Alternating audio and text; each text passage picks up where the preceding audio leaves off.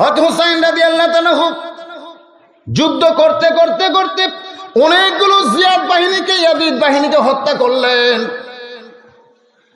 তার দেহের মধ্যে প্রায় 40টার মতন বর্ষার আঘাত, 30টার মতন যখন তীর ঢুকে গেল, এমন সময় তিনি এভাবে আমার দিকে তাকায় দেখেন, এইভাবে তিনি তরবারিটা মাটির উপরে রাখা ওই তরবারির গোড়ার উপরে এরকম কপালটা রাখলেন।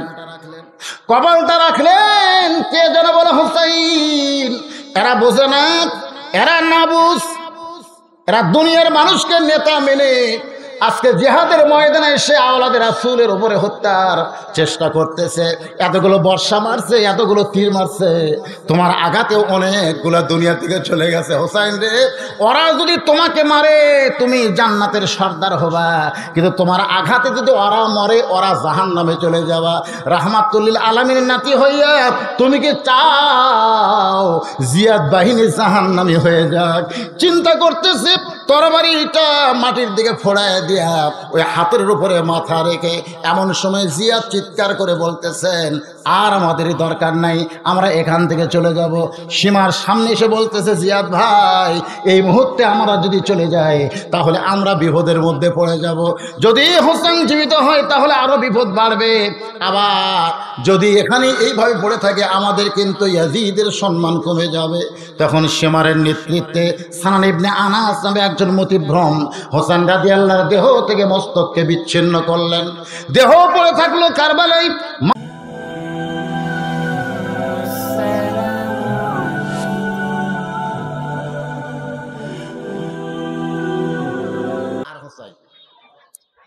খুব নরম মানুষ ছিল হাসান রাদিয়াল্লাহু কিন্তু 1 বছর খেলাফত মুসলমানের খলিফা ছিলেন। 1 বছর, ধরে কোন কয় বছর? খুবই নরম মানুষ। পরে আমিরে মুয়াবিয়া রাদিয়াল্লাহু তাআলার হাতে খেলাফত হস্তান্তর করে বললেন যে আপনি খলিফা হয়ে থাকেন, আমার দরকার নেই। এত নরম মানুষ ছিলেন। 49 হিজরিতে হযরত হাসান রাদিয়াল্লাহু তাআলা আনহু দুনিয়া থেকে বিদায় নিলেন। জান্নাতি যুবকদের প্রধান সর্দারের নাম কি? হাসান। আজকে কিন্তু এই হাসান সম্পর্কে ওয়াজ করলে কারবালার গুরুত্ব বোঝানো যাবে না। কারবালার গুরুত্ব বোঝাতে গেলে হোসেন নিয়ে কথা বলা লাগবে, ধরে কোন ঠিক কিনা?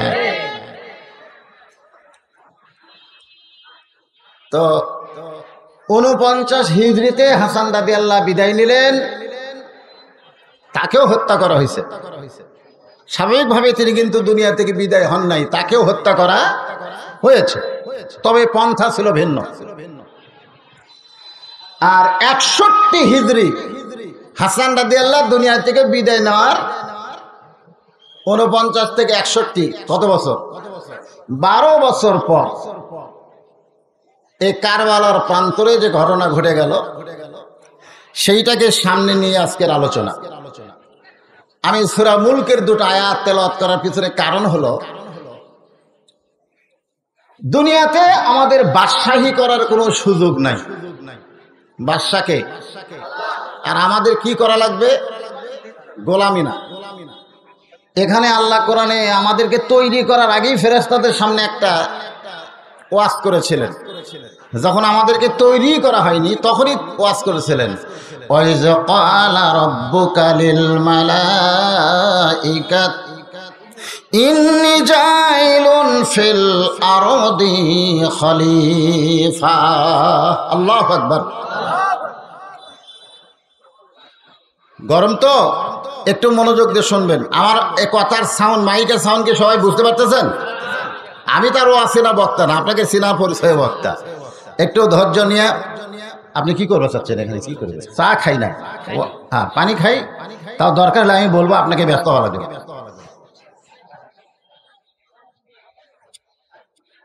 তো সূরা মুলকের প্রথমেই যে আয়াতের অর্থ আমি কিন্তু আপনাদের বলেছি, শাব্দিক অর্থ। এরপরে আল্লাহ বলতেছে, আল্লাযী খালাকাল মাউতা ওয়াল হায়াতা, মৃত্যু এবং হায়াতকে সৃষ্টি করেছেন কে? বাংলাদেশে 3টা রহমান ক্ষমতায় থাকা অবস্থায় মারা গেছে। কয়টা? 3টা রহমান। একটা হলো বঙ্গবন্ধু শেখ মুজিবুর রহমান, একটা হলো জিয়াউর রহমান, একটা হলো জিল্লুর রহমান। এই তিনটা রহমান ক্ষমতার চেয়ারে থাকা অবস্থায় মারা গেছে।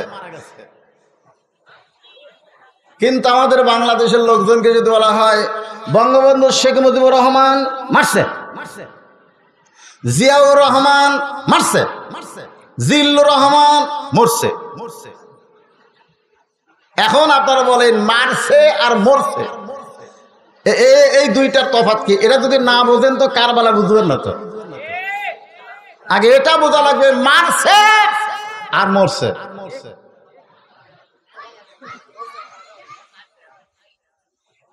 হোসেন রাদিয়াল্লাহু মরছে না মারছে? অথচ আল্লাহ কোরআনে বললেন আল্লাযী খালাকাল মাউতা ওয়াল হায়াতা লিয়াবলুয়াকুম আইয়ুকুম আহসানু আমালান ওয়া হুয়াল আজিজুল গফুর।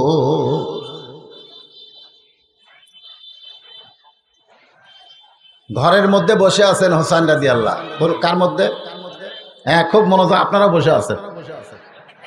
এমন সময় ইয়াজিদের কিছু লোক, কার লোক?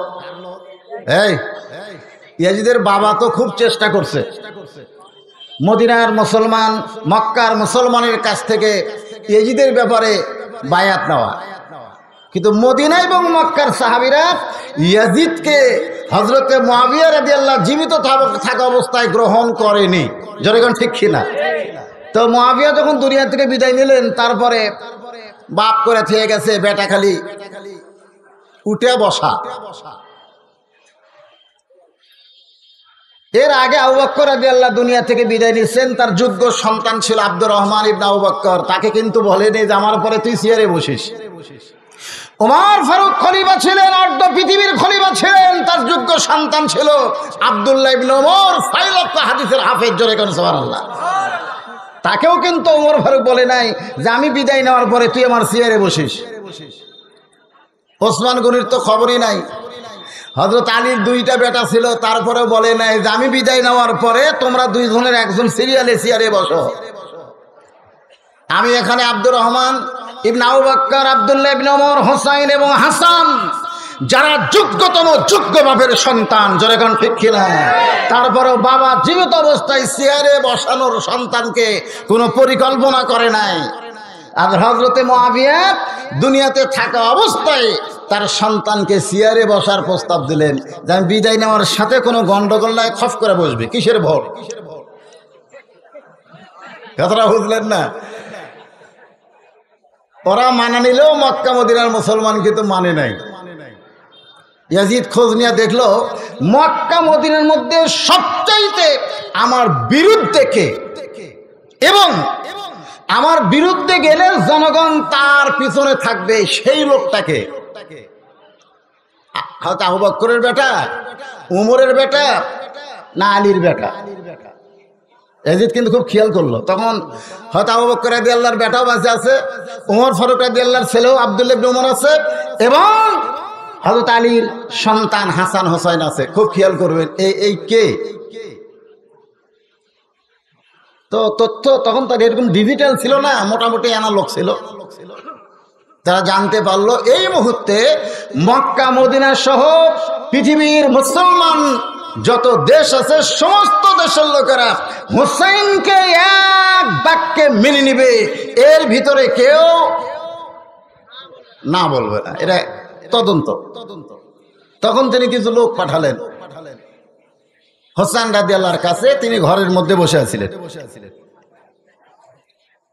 আল্লাহ রাসূল দুনিয়া থেকে বিদায় নেওয়ার অনেক বছর পর কিন্তু কারবালা। কত বছর? রাসূল যখন দুনিয়া থেকে বিদায় নিয়েছে তখন ছিল হিজরি কত সন? 11 সন। ধরে কোন কয় সন? আর কারবালার ঘটনা হয়েছে 61। তাহলে কত বছর? 50 বছর। ধরে বলেন কত বছর? আল্লাহ নবী যখন দুনিয়া থেকে বিদায় নিয়েছেন তখন হোসেনের বয়স কত ছিল আপনারা জানেন? এই রাসূল যখন দুনিয়া থেকে বিদায় নিয়েছে তখন হোসেনের বয়স কত ছিল? ধরেন 6 থেকে 7 বছর। আচ্ছা 6 বছর ধরে।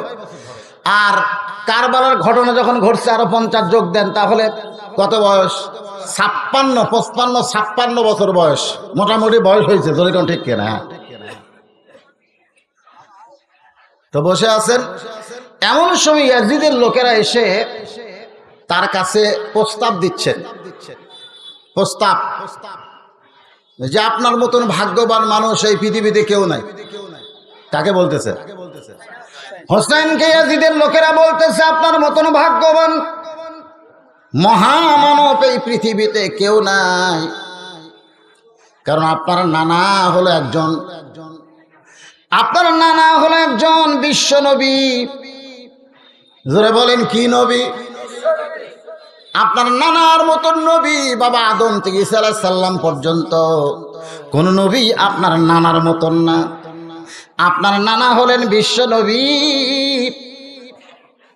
আপনার বাবা হলো বিশ্ব আলেম। এমন একজন বাবা আপনার, যেই বাবা সম্পর্কে রাসূল বলেছেন আনা মাদিনাতুল ইলমি ওয়া আলী বাবাহা, আমি হচ্ছে ইলমের শহর, আলী হচ্ছে তার দরওয়াজা। এমন একজন যোগ্য বাপের আপনি সন্তান, যে আপনার বাবা হলো বিশ্ব আলেম।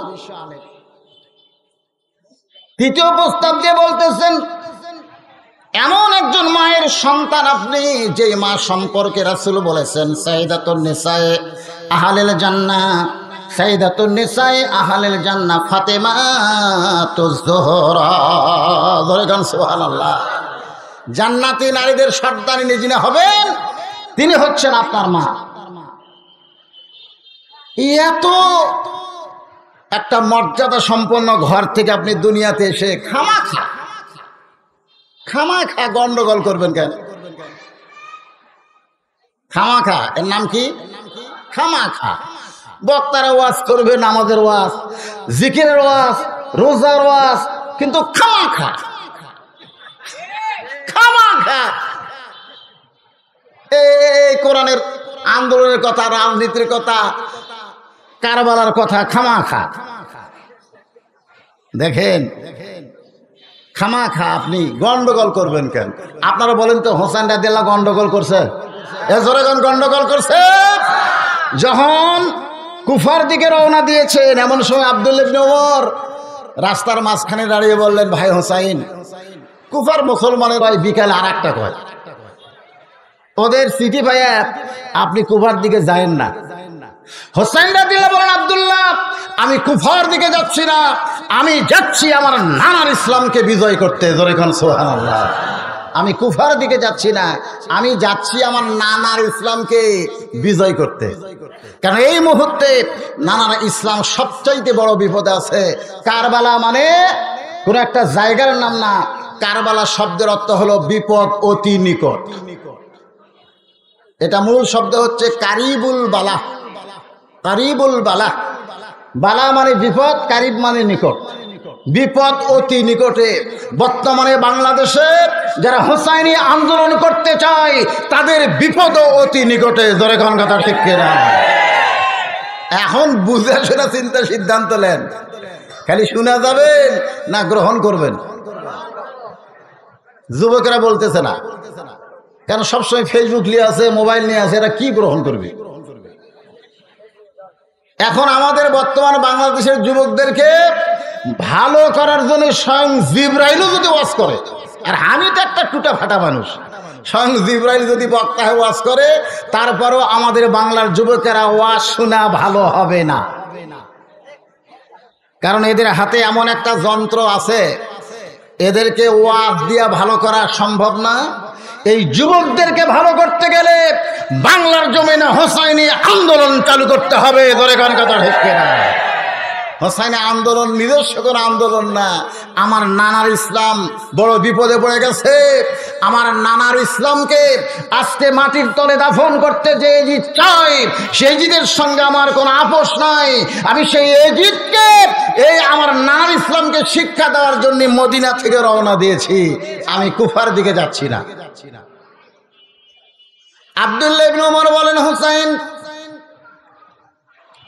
আপনি যদি কুফার দিকে যান, যদি মদিনায় না থাকেন, যদি আপনার উপরে বিপদ আসে, জোরে কোন কি আসে? 6 লক্ষ হাদিসের হাফেজ ওমর ফারুকের সন্তান এমন কথা যখন বলেছে, হোসেন রাদিয়াল্লাহু আব্দুল্লাহর এভাবে শাহাদত আঙ্গুলি ধরে বললেন, আব্দুল্লাহ তোমার বাবার একটা কথা কি তোমার মনে নাই? তোমার বাবার কি একটা কথা তোমার মনে নাই? আব্দুল্লাহ বলে, কোন সে কথা? হোসেন বলে, জুমার দিনে যখন তোমার বাবা খুতবা দিচ্ছিল, আমি ছোট্ট হোসেন তোমার বাবার সামনে বসে খুতবা শুনতেছিলাম। আব্দুল্লাহ রে, এমন সময় একজন সাহাবী দাঁড়িয়ে বলতেছি, আমিরুল মুমিনিন আপনার খুতবা আমরা শুনবো না। ওমর ফারুক সঙ্গে সঙ্গে খুতবা বন্ধ করে দিলেন। অর্ধ পৃথিবীর খলিফা হওয়ার কারণে খুতবা বন্ধ করলেন। কিন্তু বাংলাদেশের মতন প্রধানমন্ত্রী যদি হয় আর ভাষণ শুরু করলে কেউ যদি বলে আপনার ভাষণ শুনবো না, ভাষণ বন্ধ করার আগেই ওকে জেলের মধ্যে ঢুকান লাগবে। ধরে কোন কথা লিখতে না? খলিফা কারে বলে আর ইয়াজিদের শাসন কারে কয়? এইটা কারে বলার শিক্ষা থেকে আমাদের গ্রহণ করার দরকার আছে না নাই? অর্ধ পৃথিবীর খলিফা খুতবা বন্ধ করে দিয়ে বললেন, বাবা আমার খুতবা শোনাতে অসুবিধা কি? বলে, অসুবিধা হলো আমাদেরকে খাটো পাঞ্জাবি দিয়ে আপনি লম্বা জুব্বা পরছেন, আমাদেরকে খাটো পাঞ্জাবি দিয়ে আপনি লম্বা জুব্বা পরবেন। কোথায় পাইলেন লম্বা জুব্বা? না বলা পর্যন্ত খুতবা শুনবো না। তোমার মনে আছে আব্দুল্লাহ, তুমি তখন তোমার বাবার উকিল হয়ে বললে আমার বাবার লম্বা জুব্বার কাহিনী, বাবার কাপড় আমার কাপড় একত্র করে বাবা সারা রাত ধরে জুব্বা বানায় সেই জুব্বা পরে তোমাদের সামনে খুতবা দেয়। এখন বলো খুতবা শোনা যায় কিনা? আল্লাহ নবীর ইসলাম যখন মানুষ গ্রহণ করবে তখন নিজের ইচ্ছা মতো চলবে না, চলবে আল্লাহর কোরআন অনুযায়ী। জোরে কোন কথা ঠিক কিনা? এখন হযরতে মুআবিয়ার বেটা ইয়াজিদ যেভাবে রাষ্ট্র পরিচালনা করবে সেটা কি আমার নানার ইসলাম?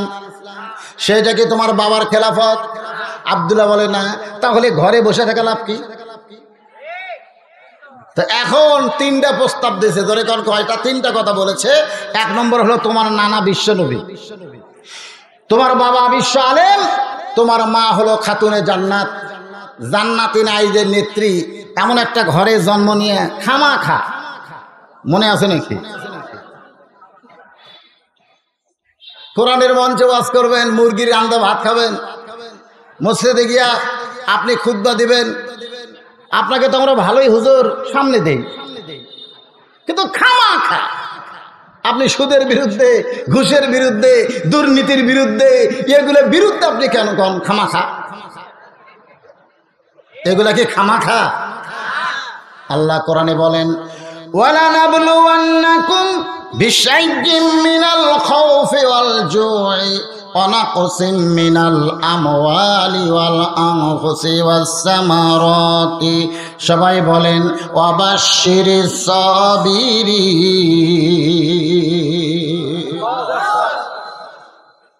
সঙ্গে সঙ্গে হোসেন রাদিয়াল্লাহু দাঁড়িয়ে গেলেন, দাঁড়িয়ে গিয়ে বললেন, রে ইয়াজিদের সামসারা। সুবহানাল্লাহ কবেন না? কি বলতেছে? এই ইয়াজিদের সামসারা, তোমরা যদি আল্লাহর বান্দা হতে, কথাটা খেয়াল করবেন, মনোযোগ দিয়ে শুনবেন এবং গ্রহণ করার নিয়ত করবেন।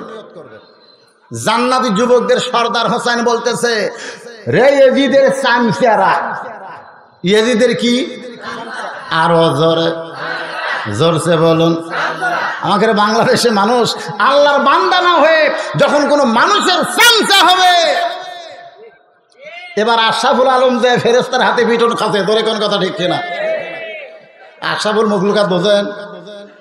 আমাদের বগুড়ার হিরো আলম। আর চিটাঙ্গের এক মেয়র বলছে, হ্যাঁ চিটাঙ্গের এক মেয়র, ফেরেশতারা পর্যন্ত ভোট দিবার আসবে, বিশ্বাস না করলে তার ইমান থাকবি না। তাহলে যারা হিরো আলমক মানলো এরা কারা? ফেরেশতারা। ধরে কান কারা? আশরাফুল আলম মার খাচ্ছে, আশরাফুল মখলুকাত মার খাচ্ছে ফেরেশতার দ্বারা। খামাখা, খামাখা কারবালার শিক্ষা আমাদের গ্রহণ করার দরকার আছে না? না? হ্যাঁ, একটু মনোযোগ দিয়ে শুনবেন। তোমরা যদি আল্লাহর বান্দা হইতে, তাহলে আমার নানাকে তোমরা শুধু বিশ্ব নবী বলতা না, আমার নানা শুধু বিশ্ব নবী না, আমার নানা হলো বিশ্ব নেতা। আল্লাহর যারা বান্দা হবে তারা আমার নবীকে শুধু বিশ্ব নবী বলবে না, আমার নবী হলেন বিশ্ব নেতা। আমার নেতা তোমার নেতা সবাই বলতেছে না, মানে অন্য একজন নেতা বানিয়ে বসে আছে, ওয়াজগিরি হবে নাকি? লিমা তাকুলু মা লা তাফালুন। আপনার মুখের সাথে অন্তরের যদি মিল না থাকে তাহলে আল্লাহ বলেছেন এই টাটকা মুনাফিক। জোরে কোন কি মুনাফিক? দরুদের মধ্যে কি বললেন? আল্লাহুম্মা সাল্লি আলা সাইয়্যিদিনা সাইয়্যিদিনা মাওলানা মুহাম্মদ। আমার নেতা হলেন, দরুদের মধ্যে আমরা সকলে স্বীকার করে নিলাম, সাইয়্যিদিনা মানে আমাদের নেতা হলো মাওলানা মুহাম্মদ। সকলে বলেন সাল্লাল্লাহু আলাইহি সাল্লাম। তাহলে আমাদের নবী শুধু আমাদের নবী না, আমাদের নবী হলেন আমাদের নেতা। জোরে বলেন কি? হোসেন বলেন ইয়াজিদের শামসের, আমার বাবা শুধু বিশ্ব আলেম না, আমার বাবা হলো বিশ্ব বীর। জোরে কোন সুবহানাল্লাহ। আমার মা শুধু খাতুনে জান্নাত নয়, আমার মা হলো জোহরা। তোমরা একটা বলো, একটা বাদ দাও। আমার নানাকে তোমরা বিশ্ব নবী বলো কিন্তু বিশ্ব নেতা বলতে পারো না। আমার বাবাকে তোমরা বিশ্ব আলেম বলো কিন্তু বিশ্ব বীর কেন বাদ দাও? আমার মাকে তোমরা খাতুনে জান্নাত বলো কিন্তু জোহরা কেন বাদ দিলা? তার মানে বোঝা গেল ইয়াজিদি মুসলমান যারা হবে তারা জায়গা মতো আল্লাহ রাসূল বলবে কিন্তু সব জায়গায় তারা মানবে না। জোরে কোন কথা ঠিক? তারা নবী হিসাবে মানবে কিন্তু নেতা হিসাবে আমাদের নবীকে মানবে না। আমার কথা কি বুঝতে পারলেন? আল্লাহ রাসূলকে যদি নেতা হিসাবে ইয়াজিদ মানতো তাহলে আল্লাহ রাসূল কি বলে গেছেন যে আমার পরে মদিনার খলিফা আবু বকর হবে? কথা কি বলে গেছেন? বলে যান নাই। আবু বকর কি বলে গেছেন যে আমি দুনিয়া থেকে বিদায় নেওয়ার পরে আমার পরে মদিনার খলিফা উমুক হবে? কথা কি বলে গেছেন? না। তাহলে আল্লাহ রাসূলের ইসলামকে সর্বপ্রথম কবর দিয়েছে হযরতে মুআবিয়া। উনি বলে গেলেন আমার পরে ক্ষমতার চেয়ারে বসবে আমার ইয়াজিদ। কি শিক্ষা নেওয়ার দরকার আছে না নাই? হ্যাঁ, একটু গুরুত্বপূর্ণ কথা, গুরুত্ব দিয়ে শুনবেন। আল্লাযী খালাকাল মাউতা ওয়াল হায়াতা লিয়াবলুয়াকুম আইয়ুকুম আহসানু আমালা। হায়াত এবং মৃত্যুর মালিককে। আপনি যত চেষ্টা করেন, আমি যত চেষ্টা করি, আমাদের কিন্তু মৃত্যু হবে। যতই চেষ্টা করেন আমরা বাঁচতে পারবো না। হোসেন রাদিয়াল্লাহকে মারছে, ইয়াজিদও কিন্তু মরছে। জোরে কোন কথা ঠিক কিনা? মাত্র 4 বছর হোসেন রাদিয়াল্লাহ দুনিয়া থেকে বিদায় নেওয়ার মাত্র 4 বছর ইয়াজিদ ক্ষমতার চেয়ারে বসেছিল। মাত্র 4 বছর পরে ইয়াজিদ মরে গেল। গোটা পৃথিবীর কোন মুসলমান যারা ইয়াজিদের পক্ষে দুই একটা কথা মাঝে মধ্যে বলে, দেখবেন ফেসবুকে ইউটিউবে দেখা যায় কতগুলো বক্তা বলে ইয়াজিদকে সরাসরি কাফের বলা যাবে না, ইয়াজিদের বিরুদ্ধে আমরা বলবো না, চুপ থাকবো। তাদেরকে যদি বলা হয় তোমাদের একটা লাঠির নাম ইয়াজিদ রাখো, ও কিন্তু বলবে নাউযুবিল্লাহ। তোমাদের ছেলের নাম ইয়াজিদ রাখো, বলবে নাউযুবিল্লাহ। ইয়াজিদ ক্ষমতায় ছিল আর হোসেনকে হত্যা করা হলো। গোটা পৃথিবী খুঁজে অনুবীক্ষণ যন্ত্র দিয়ে খুঁজে দেখেন ইয়াজিদ নামের কোন মুসলমান বাংলাদেশে জীবিত নাই। তোর এখন কথা ঠিক কিনা? কিন্তু যে হোসেনকে হত্যা করলো প্রত্যেকটা পাড়ায় পাড়ায় সেই হোসাইন আছে না নাই? তার মানে বোঝা গেল ক্ষমতার চেয়ারে পায়া তোমরা ভালো মানুষকে হত্যা করে তোমরা মনে করবা যে আমরা বিজয় অর্জন করেছি, বরং তোমরা ইয়াজিদের ভূমিকা পালন করে মরে যাওয়ার সঙ্গে সঙ্গে তোমরা মুছে যাবে। আর যাদেরকে অন্যায়ভাবে হত্যা করা হলো সেই হোসাইনের ইসলামের শিক্ষা হলো কিয়ামত পর্যন্ত মানুষের কলিজায় হোসাইন জীবিত থাকবে। ধরে কোন কথা ঠিক কিনা? এই জন্য আল্লাহ বলেছেন লিয়াবলুয়াকুম, তোমাদেরকে পরীক্ষা করা হবে, আইয়ুকুম আহসানু আমালা, সুন্দর আমলের পরীক্ষা। হোসাইন আহসান, হোসাইন কথা কয় আহসানু আমালা, আহসান হাসান হোসাইন আহসান, মিল আছে না নাই? জোরে কান আছে না নাই? সুন্দর আমল, নেক আমল না, সুন্দর আমল। সুন্দর আমল আর নেক আমল দুইটাকে এক। জোরে গান দুইটাকে এক।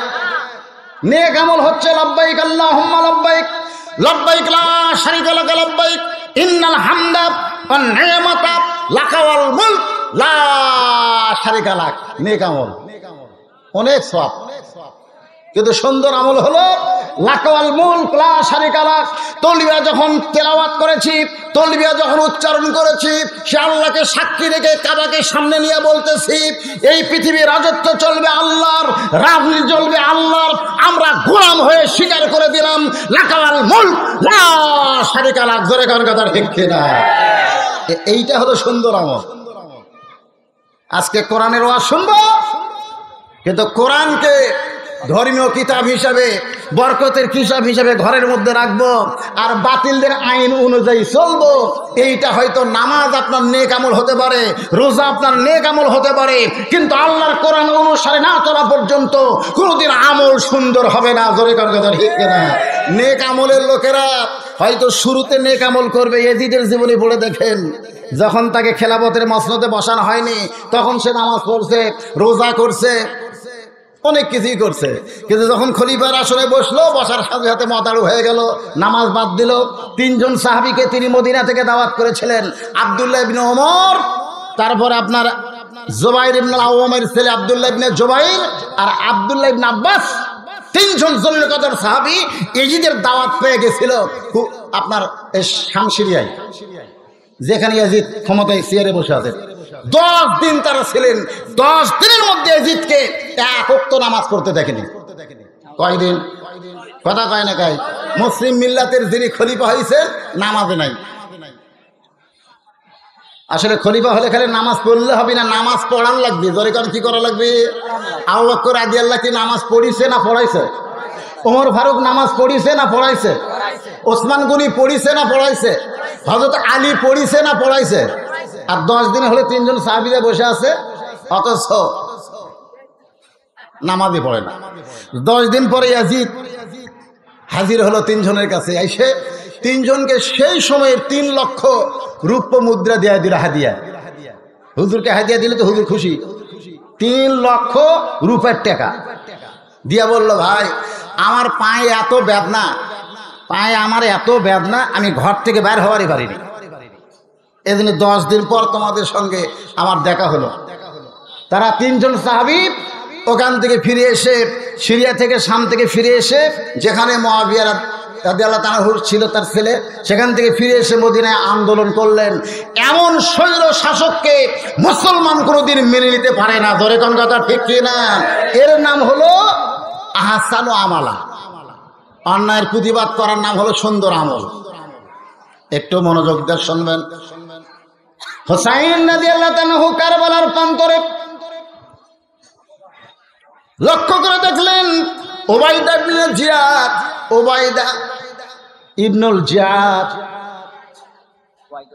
ওবাইদুল্লাহ ইবনে জিয়াদ, সে 4000 মতান্তরে 5000 সৈন্য নিয়ে তাদেরকে ঘেরাও করেছে। হোসেন রাদিয়াল্লাহর সঙ্গে 72 জন, তার মধ্যে 40 জন পুরুষ, বাদ বাকি হলো শিশু আর নারী। মাত্র 40 জন পুরুষ মানুষ, বাদ বাকি 72-এর মধ্যে বাদ বাকি 32 জন হলো শিশু এবং নারী। তাদের কোনো অস্ত্র ছিল না, তাদেরকে ঘেরাও করা হলো। হোসেন রাদিয়াল্লাহর পক্ষ থেকে 3টা প্রস্তাব দেওয়া হলো। জোরে বলেন কয়টা প্রস্তাব? 1 নম্বর প্রস্তাব হলো, আমি তো যুদ্ধ করার জন্য মদিনা থেকে কুফার দিকে রওনা দেই নাই, আমি কুফার দিকে রওনা দিয়েছি। কুফার মুসলমানেরা আল্লাহ নবীর ইসলামকে গ্রহণ করে আমার হাতে বায়াত গ্রহণ করতে চায়, কিন্তু রাস্তার মধ্যে তোমরা যখন আমাকে আটকায় দিলে, 1 নম্বর প্রস্তাব হলো আমাকে ইয়াজিদের কাছে যাবার দাও। আমার 2 নম্বর প্রস্তাব হলো আমাকে মদিনায় মক্কায় যাবার দাও। 3 নম্বর প্রস্তাব হলো যদি ইয়াজিদের কাছে যাবার না দাও, মক্কা মদিনায় যাবার না দাও, এমন একটা জায়গায় আমি যাব যেখানে তোমাদের কোনো সমস্যা হবে না। একটা প্রস্তাব গ্রহণ করা হলো না। কেন হলো না? আজকে আমাদের বাংলাদেশে কোনো প্রস্তাবকে গ্রহণ করা হচ্ছে না। জোরে কোন কথা ঠিক কিনা? বলে আমি যা করব তাই, তোমাদের কোনো কথা গ্রহণ করার মন মানসিকতা আমার মাথায় নাই। এটাই হলো ইয়াজিদি তরিকা। লিয়াবলুয়াকুম আইয়ুকুম আহসানু আমালান ওয়া হুয়াল আজিজুল গফুর। রে দিদের চামচারা, মনে আছে আপনাদের না ভুলে গেছেন? আমার নানা শুধু বিশ্ব নবী না, আমার নানা কি বিশ্ব নেতা। কে বলতেছে? হোসাইন। কাদেরকে বলতেছে? ইয়াজিদি মুসলমানকে বলতেছে আমার নানা শুধু বিশ্ব নবী না, আমার নানা হলো বিশ্ব নেতা। তোমরা জানো আমার নানা যদি শুধু বিশ্ব নবী হয়ে থাকতো তাহলে আবু জেহেল কোনোদিন আমার নানার বিরুদ্ধচারণ করতো না। সবাই যখন ঘুম পাড়ে তখন সবার আগে আবু জেহেল আমার নানার কোরআন তেলাওয়াত শোনে। সবার আগে কোরআন তেলাওয়াত কে শোনে? সকালবেলা যায় গল্প করে, এত সুন্দর কোরআনের বাণী, রাতটা কোন দিক দিয়ে গেল আমি বুঝবারই পারিনি। মানে এত সুন্দর কোরআনের বাণী, রাতটা আমার কোন দিক দিয়ে গেল বুঝবারই পারিনি। হোসেন বলে এদিদের চামচারা শোনো, আমার নানা শুধু বিশ্ব নবী হলে আবু জেহেল কোনোদিন আমার নানার বিরুদ্ধচারণ করতো না। বিরুদ্ধচারণ করার কারণ কি? আবু সুফিয়ান বলতেছে যার কোরআন তেলাওয়াত এত সুন্দর লাগে সে কোরআনকে গ্রহণ করলে আমাদের অসুবিধা কোন জায়গায়? আবু জেহেল বলে আবু সুফিয়ান এটা তো জোরে বলা যাবে না, তোর কানটা আমার মুখের কাছে দে। কানটা যে মুখের কাছে দিয়েছে ফিসফিস করে বলতেছে আল্লাহর কোরআনকে গ্রহণ করলে আমার মতো আবু জেহেলের ভুয়া নেতৃত্ব খতম হবে, আব্দুল এতিম পোলা বিশ্ব নেতার আসন পাবে। এখান থেকে প্রমাণ হয়ে গেল আমাদের নবী শুধু বিশ্ব নবী ছিলেন না, তিনি ছিলেন বিশ্ব নেতা। কিন্তু যারা আমাদের নবীকে বিশ্ব নেতা মানতে পারে না তারাই হলো ইয়াজিদি মুসলমান। আমার নেতা তোমার নেতা, এই জবান খুলে সকলে বলেন কারবালা শিক্ষায় বিশ্ব নবীকে নেতা মানার কথা আছে না নাই? জোরে করে আছে না নাই? হ্যাঁ, সকলে বলবেন আমার নেতা তোমার নেতা। প্রস্তাবকে গ্রহণ করা হলো না। শেষ পর্যন্ত হোসেন রাদিয়াল্লাহকে দুনিয়া থেকে বিদায় করে দেওয়া হলো। আমি সংক্ষেপে শিক্ষাটা, মূল শিক্ষাটা আপনাদের সামনে উপস্থাপন করতেছি। দেহ পড়ে থাকলো কারবালায়। সবচাইতে করুণ একটা কাহিনী হলো ছোট্ট একটা শিশু বাচ্চা, নাম হলো আলী আসগর। জলে বলেন নাম কি? সবসময় জিহ্বা বের করে, ঘরের মধ্যে এক ফোঁটাও পানি নাই। ফোরাতের পানি শিয়াল কুত্তা খায়, শিয়াল কুকুরেরা ফোরাতের নদীর পানি খায়, কিন্তু আওলাদের রাসূল আলী আসগর ছোট বাচ্চা তৃষ্ণায় ছটফট করতেছে, জিহ্বা বের করে, মায়ের স্তনের দুগ্ধ নাই। হোসেন রাদিয়াল্লাহু তার সন্তানকে পানি পান করানোর জন্য ফোরাতের দিকে অগ্রসর হয়ে বলতেছে আমার সঙ্গে তোমাদের শত্রুতা হতে পারে, কিন্তু আমার এই শিশু বাচ্চা তো কোনো ক্ষতি করে নাই, ওরে কি এক পেয়ালা পানি পান করানো যাবে না? সঙ্গে সঙ্গে জিয়াদের পক্ষ থেকে বলা হয় আমরা মূলত শত্রু হলো আওলাদে রাসূল, রাসূলের বংশধরের শত্রু। তীর মেরে দিল, আলী আসগরের বুকের মধ্যে তীরটা ঢুকে গেল। ছোট্ট বাচ্চাকে মায়ের সামনে হাজির করা হলো। হোসেন রাদিয়াল্লাহর বিবি সন্তানের কপালে চুমা দিয়ে মুচকি মুচকি হেসে বললেন ওগো স্বামী, আমার সন্তানকে আল্লাহ কবুল করেছে। ফোরাতের পানি তার ভাগ্যে না থাকলে কি হবে? সে আল্লাহ নবীর হাউজে কাউসারের পানি পান করতেছে। শাহাদাতের পিয়ালা, সবচেয়ে দামি পিয়ালা। মা হাতান ইয়াদখুলুল জান্নাতা ইহুব্বু আইয়ারজি ইলা দুনিয়া ওয়ালা হুমা আলাল আরদি মিন শাইইন ইল্লা শাহীদুন ইয়াতামান্না ইয়ারজি ইলা দুনিয়া ফায়ুক্তাল 10 মাররাতান লিমা ইয়ারা মিনাল কারামাতি। রাওয়াহুল বুখারী কিতাবুল মাগাজি। আল্লাহ রাসূল বলেন জান্নাত পাওয়ার পরেও একদল লোক দুনিয়াতে আসার জন্য ছটফট করবে। আল্লাহ বলবেন কেরে বান্দা, আমি তোরে জান্নাত দিলাম, সেই জান্নাতে ছটফট করিস কেন? বান্দা বলবে আল্লাহ আমি দুনিয়াতে শহীদ হওয়ার কারণে তুমি আমাকে জান্নাত দিয়েছো, কিন্তু জান্নাত আসার পরে এই শহীদ হওয়ার ভিতরে যেই শান্তি, সেই শান্তি আমার জান্নাতের মধ্যে পাওয়া যাচ্ছে না। আল্লাহ আমি আবার দুনিয়াতে যাবার চাই, আবার বাতিলের বিরুদ্ধে লড়াই করে আবার শহীদ হব, আবার শহীদ হব। আশার মাররাতান, কোন করে 10 বার হলে বাতিলের বিরুদ্ধে শহীদ হব। শাহাদতের মধ্যে যেই শান্তি তোমার জান্নাতের মধ্যে সেই শান্তি না। তার মানে বাতিলের বিরুদ্ধে লড়াই করে মুসলমান যখন জীবন দেবে সেই জীবন সাধারণ জীবন না, আল্লাহ কোরআন কারীমের মধ্যে বলেছেন, ওয়ালা তাকুলু লিমান ইউকতালু ফি সাবিলিল্লাহি আমওয়াতুন বাল আহইয়াউ ওয়ালাকিন লা তাশউরুন। আমার নানার বিরুদ্ধে লাগলো, নানাকে বিশ্ব নেতা মানবে না বলে নানাকে হত্যা করার চূড়ান্ত সিদ্ধান্ত গ্রহণ করলো। আমার নানা মক্কা থেকে মদিনায় হিজরত করলো। আমার নানা যদি শুধু নবী হইতো তাহলে আবু জেহেল কোনোদিন আমার নানার বিরুদ্ধে কথা বলতো না। কিন্তু আমার নানা শুধু বিশ্ব নবী না, আমার নানা হলো বিশ্ব নেতা। সুবহানাল্লাহ। আমার বাবা শুধু বিশ্ব আলেম না, আমার বাবা হলো বিশ্ববীর। তুমি কি বলো এ দিদের সানসারে কি কও? আমার বাবা কি খালি বিশ্ব আলেম? আজকে বাংলাদেশের যেনারা বড় আলেম হবেন তাদেরকে আল্লামা সাইদির মতন বীর হওয়া লাগবে। ধরে কোন কথা ঠিক কথা কন না কে? তুই বিশাল সাইকেলহীন, হ্যাঁ? তোমার এত এলেম, আলীর চাইতেও তুমি বড় আলেম নাকি? এই আলীর চাইতেও বড় আলেম? যে আলী সম্পর্কে রাসূল বলেছেন, আনা মাদিনাতুল ইলম ওয়া আলিউ বাবুহা, আমি হচ্ছে এলেমের শহর, আলী হচ্ছে তার দরওয়াজা। তাহলে এজিদের চান্সেরা আমার বাবা শুধু বিশ্ব আলেম না, আমার বাবা হলো বিশ্ববীর। বাতিলের বিরুদ্ধে লড়াই করতে গিয়ে হযরত আলী কেমন ছিলেন? কে রে এরা কারবালার থেকে শিক্ষা নিবে, এটা জানার দরকার আছে না নাই? কেমন ছিলেন?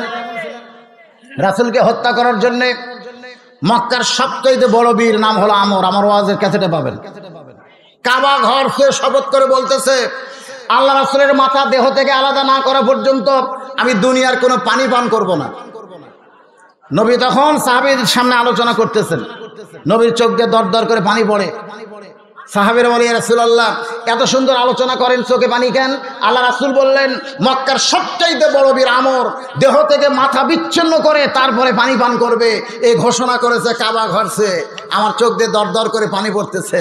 ওসমান গনি বললেন, হুজুর আমরা আল্লাহর কাছে দোয়া করি, ওই আমর আপনার কাছে আসার আগে আল্লাহ যেন হাত পা অবশ করে দেয়। কারণ আমরা তো দোয়ার হাতিয়ার। ধরে কারণ কিসের হাতিয়ার? আজকে দোয়া দিয়ে আমরা সব কাজ করবার চাই।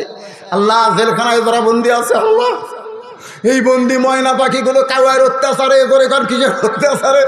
কাউয়া, জোরে কান কি কথা কান না কেন? আল্লাহ সেই বন্দি ময়নাগুলোকে আমরা ফিরে পেতে চাই। আল্লাহ কাছে চোখের পানি পড়তে পড়তে আদম নবীর মতন ঘাও হবি রে, কিন্তু দোয়া কবুল হবি না। আদম আলাইহিস সালামের মতন চোখের পানি পড়তে পড়তে ঘা হবে। 10ই মুহররম তারিখে আল্লাহ আদমের তওবা কবুল করেছে। ধরে কান সুবহানাল্লাহ। কি কারণে করছে? খালি কান্দে।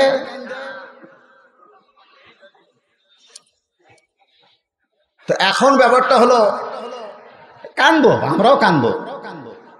এখন ঘরত লাগছে আগুন। আমি এখন যাই নামাজ বিছা নামাজ পড়ে বলতেছি, আস্তাইনু বিস-সাবরি ওয়াস-সালাত। আল্লাহ তুমি বলেছো সাবার যদি পাওয়ার যদি চাও ধৈর্যর নামাজের মধ্যে দিয়ে চাও। আমি 2 রাকাত নামাজ পড়ে তোমার কাছে কান্দি, আল্লাহ আমার আগুন লিবে দাও। আল্লাহ কবি এটা কি মরুভূমি? তোর আশেপাশে কি পানি নাই? তুই পানির বালতি না নিয়ে দোয়া হাত তুললো কেন? দোয়া করতেছে যে আল্লাহ চোরের হাত থেকে আমরা বাঁচতে চাই। 3 বার সূরা ফাতিহা, 10 বার সূরা ইখলাস, 11 বার দরুদ শরীফ পড়ে দোয়া করতেছে ইমাম সাহেব, আল্লাহ যে হারে চুরি শুরু হয়ে গেছে, চোরের হাত থেকে আমাদের এই কি ন্যাঙ্গাফির এলাকাকে তুমি হেফাজত করো। চোর মসজিদের জানলা থেকে বলতেছে আল্লাহুম্মা আমিন, আল্লাহুম্মা আমিন। কারণ চোরও চাই দোয়া কর, হামু আছি। কিন্তু যদি ইমাম সাহেব বলতো কিসের দোয়ারে, এই 2টা হাত শুধু দোয়া করার জন্য না, এই 2টা হাত হলো চোরকে দমন করার হাত।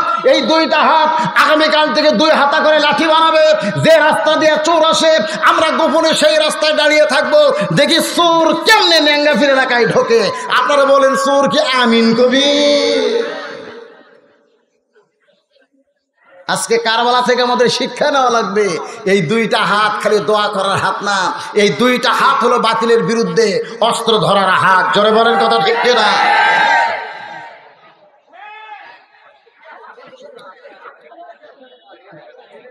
আল্লাহর বান্দার একটু মনোযোগ দিয়ে শোনেন। নবী যখন চোখের পানি বের করে দুইটা হাত করে দোয়া করবেন, ওসমান গনির মতন সাহাবী বলতেছেন, সব সাহাবী চুপ আছে, আর সুকুত আনি রেজা, চুপ থাকা হলো সম্মতির লক্ষণ। কি সম্মতির লক্ষণ? তো এখন ওসমান গনির কথা মতো রাসূল হাত তুলতেছে। এই দেখেন, আমার দিকে খেয়াল করেন, রাসূল হাত তুলতেছে, দোয়া করবে, আল্লাহ আমরের হাত পা অবশ করে দাও, এই দোয়া করবি। এমন সময় ফেরেশতা জিবরাইল এসে আল্লাহ নবীর সামনে কোরআন হাজির করে বললেন, ইয়া আইয়ুহান নাবিয়্যু হারজিল মুমিনিনা আলাল কিতাল। আলাল কিতাল, কিতাল কিতাল জিহাদ না, কিতাল। ওগো নবী, শুধু দুই হাত তুলে বাতিলের বিরুদ্ধে দোয়া করার জন্য আপনাকে পাঠানো হয় নাই। যারা আপনার সামনে বসে ওয়াজ শুনতেছে তাদেরকে স্ট্যান্ডিং আর্মি করে গড়ে তোলেন। যে কোনো সময় মক্কার কাফেররা মদিনা আক্রমণ করতে পারে, আর মদিনা আক্রমণ করলে দোয়া দিয়া দরুদ দিয়ে আপনি মদিনাকে হেফাজত করতে পারবেন না। মদিনাকে বাঁচাবার গেলে কাফের বেঈমানদের বিরুদ্ধে কেতাল ঘোষণা করতে হবে। হাত আর এ তুলবি, কেউ তো আর জানে না, নবী জানে। হাত নামাছে, সাহেব বললেন, হুজুর এতদিন মোনাজাত করলাম, হাত উপর দিকে যায়, সে হাত উপরে না যায় নিচে গেল কেন? আল্লাহ রাসূল বললেন, তোমাদের মধ্যে এমন কেউ আছো যে আমর আমাকে হত্যা করার জন্য আল্লাহর কাবা ঘর সে রওনা করেছে শপথ করে, আমি নবীর কাছে আসার আগে সেই আমরের কাছে যাইতে পারবা, এমনকি কেউ তোমাদের মধ্যে আছো? সমস্ত সাহাবীরা মাথা নিচু করে চিন্তা করে, যেই বীর আসতেছে নবীকে হত্যা করার জন্য, ওই বীর যে তরবারি ব্যবহার করে, সেই তরবারির ওজন হলো 3.5 মণ। জোরে কোন কয় মণ? ওই বীর আমর প্রতি সন্ধ্যায় 21 কেজি খাদ্য খায়, আর সেই বীরের সামনে আমরা টুটকা ফাটা খুদাকে 3 ভাগ করে খাওয়া সুন্নত, 1 ভাগ পানি, 1 ভাগ ফাঁকা, 1 ভাগ খাওয়া। আমরা সেই সুখটা মুসলমান অত বড় বীরের সামনে কেমনে দাঁড়াই? সমস্ত মুসলমান যখন চিন্তা করে, এমন সময় 11 বছর বয়সের কিশোর বাচ্চা পিছন থেকে আলী দাঁড়ায় বলতেছে, লব্বাইক ইয়া রাসূলুল্লাহ, ওই আমরের সামনে আমি আলী দাঁড়াবার চাই। কার বাপ? জোরে বলেন, কার বাবা? আমার বাবা শুধু বিশ্ব আলেম না, আমার বাবা হলো বিশ্ববীর। আল্লাহ রাসূল কাছে ডাক দেয়া বলেন, আলী রে, তুমি কি জানো যে আমর আমাকে হত্যা করবে? আমাকে হত্যা না করলে পানি পান করবে না, সে আমরের খবর কি তুমি জানো? আলী বলতেছে, ইয়া রাসূলুল্লাহ, আমার ঈমান বলতেছে কোনো খবর আমার জানতে হবে না, আল্লাহর ঈমান আমার ভিতরে, আর রাসূলের প্রেম আমার করে যায়। শুধু আমল নয়, শুধু আমর নয়, পৃথিবীর তামাম বাতিলের সামনে আমি আলী দাঁড়াবার চাই। ইয়া রাসূলুল্লাহ, আমি আলীর ঈমান আমাকে শিক্ষা দিচ্ছে। কি শিক্ষা দিচ্ছে? আল্লাহর ঈমান আমার ভিতরে, সুবহানাল্লাহ কোন, আর রাসূলের মহব্বত আমার কলিজায়। আমি দুনিয়াতে জীবিত থাকা অবস্থায় আমার সামনে একটা আমর এসে আপনাকে হত্যা করবে, আর আমি চাইয়ে দেখবো। আজকে আল্লাহর কোরআন বাংলার জমিনে ভুলণ্ডিত হবে, নবীর আদর্শ বাংলার জমিনে চলবে না, এই দৃশ্য আমরা চাইয়ে দেখবো। এমন ন্যাংরা মুসলমান আমরা হতে চাই না। ধরে বলেন কথা শিখছে না, ন্যাংরা হবে চাইছে দেখতেছে। দেখো, আল্লাহ রাসূল বলে, আলী তুমি কি করবা? বলে, আমরের সামনে আমি দাঁড়াবার চাই। আল্লাহ নবী বলেন, ওসমান তোমার বাড়িতে কোনো তরবারি আছে? ওসমান গনি কয়, হুজুর আমি কি জঙ্গি নাকি? আমার বাড়িতে কোনো তরবারি নাই, তবে কুরবানির সময় উট দুম্বা জব করি, একটা ছুরি আছে। আল্লাহ রাসূল বলেন, ঠিক আছে, সেটাই নিয়ে আসো। ওসমান গনি এক দৌড়ে গিয়ে বাড়ি থেকে তরবারিটা নিয়ে আসলেন, মাত্র 27 ইঞ্চি। ধরে কোন কয় ইঞ্চি? আল্লাহ রাসূল 27 ইঞ্চি তরবারি আলীর হাতে দিয়ে বলেন, আলী যাও, তরবারির বিরুদ্ধে তরবারি ধরতে হবে, ওর 3.5 মজুরের তরবারি হতে পারে, তুমি 27 ইঞ্চি তরবারি নিয়ে তার সামনে দাঁড়িয়ে যাও। আসাদুল্লাহিল গালিব, হোসাইন বলতেছে, আসাদুল্লাহিল গালিব আমার বাবা শুধু বিশ্ব আলেম না, বিশ্ববীর। আজকে যারা বড় বড় আলেম হবে তাদেরকে বীর হওয়া লাগবে, বাতিলের সামনে আগে তাদেরকেই দাঁড়াতে হবে। ধরে বলেন কথা ঠিক কিনা? এক দৌড় মারতেছে, পিছন দিক থেকে আল্লাহ নবী ডাকতে বলে, আলী মাত্র 27 ইঞ্চি একটা তরবারি দিলাম, এই তরবারি পাইয়া তুমি দৌড় মারতেছো কেন? তুমি আসতে গেলেও তো এই রাস্তায় আমরকে পাবা, তবে দৌড় মারার কারণ কি? আলী বলতেছে, রাসূলুল্লাহ আপনি যখন আমাকে হুকুম দিলেন এই তরবারি নিয়ে আমরের সামনে দাঁড়াও, হুজুর আমার ঈমান এমন ভাবে বৃদ্ধি পেয়েছে, ওই মহাবীর আমর কাফের শয়তান আপনার পবিত্র চেহারা দেখার আগে আমি আলী ওরে জাহান্নামে পাঠাবার চাই। সমস্ত সাহাবেরা কয় কি কয় বেটা, 27 ইঞ্চি একটা চাকুলিয়া 3.5 ওজনের তরবারের সামনে দাঁড়াবে, ইমানের বলে বলিয়ান হয়ে বলতেছে আপনার পবিত্র চেহারা দেখার আগে আমি ওকে জাহান্নামে পাঠাবার চাই। আল্লাহ রাসূল বললেন তুমি একলা না, যাও। ইমান বলতেছে আমি একলা, কথা কোন একলা? রাসূল বেশি কিছু বললেন না, শুধু বললেন তুমি একলা না, যাও। এক দৌড়ে গিয়ে দেখে আমর শুধু একা না, তার পিছনে হাজার হাজার কাফেররা মিছিল করতেছে। মুসলমানের নবীকে কেউ বাঁচাবার পারবে না, মুসলমানের নবীকে কেউ বাঁচাবার পারবে না। আর আমর খালি হাতির মতন হাঁটতেছে। আলী সামনে গিয়া আমরের একের লাইন বরাবর দাঁড়ায় গেছে। মহাবীর আমর বলতেছে তুই কে রে কুচকা, তুই আমার সামনে দাঁড়াইলি, হাতে একটা চাকুলিয়া। হযরত আলী চাকু দিয়ে আমরের সামনে একটা টান দিয়ে বললেন কাফেরের পাটা তুই কত বড় বাপের বেটা, আল্লাহ নবীকে হত্যা করে তো দূরের কথা, এই দাগটা ডেঙ্গায় খালি এক ধাপ সামনে যা।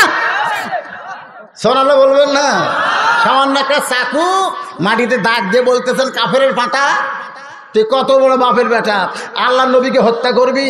হত্যা করা দূরের কথা, যে দাগটা দাগ দিলাম এই দাগটা ডেঙ্গায় খালি এক ধাপ সামনে যা যা। সঙ্গে সঙ্গে আমরের কলিজায় আল্লাহ ভয় তৈরি করে দিলেন।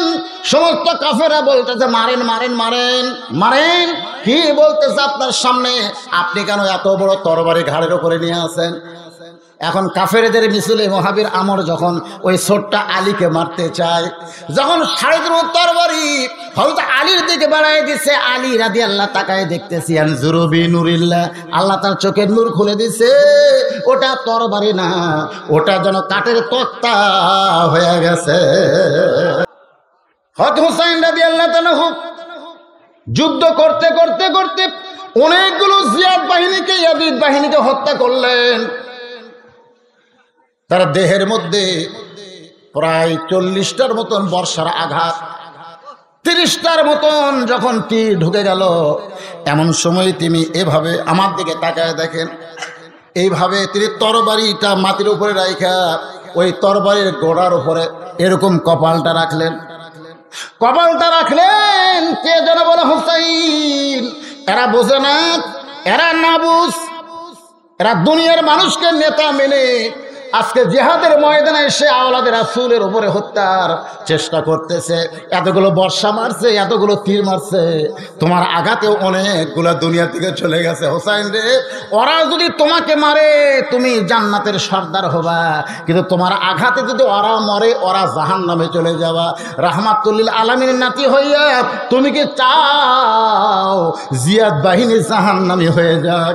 চিন্তা করতেছে তরবারিটা মাটির দিকে ফোড়ায় দিয়া ওই হাতের উপরে মাথা রেখে এমন সময় জিয়াদ চিৎকার করে বলতেছেন আর আমাদের দরকার নাই, আমরা এখান থেকে চলে যাব। সীমার সামনে এসে বলতেছে জিয়াদ ভাই, এই মুহূর্তে আমরা যদি চলে যাই তাহলে আমরা বিপদের মধ্যে পড়ে যাব। যদি হোসেন জীবিত হয় তাহলে আরো বিপদ বাড়বে, আবার যদি এখানে এইভাবে পড়ে থাকে আমাদের কিন্তু ইয়াজিদের সম্মান কমে যাবে। তখন সীমারের নেতৃত্বে সানান ইবনে আনাস নামে একজন মতিভ্রম হোসেন রাদিয়াল্লাহু দেহ থেকে মস্তককে বিচ্ছিন্ন করলেন। দেহ পড়ে থাকলো কারবালায়, মাথা নিয়ে গেল সিরিয়ার দামেস্কে নিয়ে যাওয়া হলো। মাথা একটা তসবির উপরে হোসেনের মাথাটা যখন রেখে দেওয়া হলো, ইয়াজিদ তখন ক্ষমতার চেয়ারের মধ্যে বসা ছিল।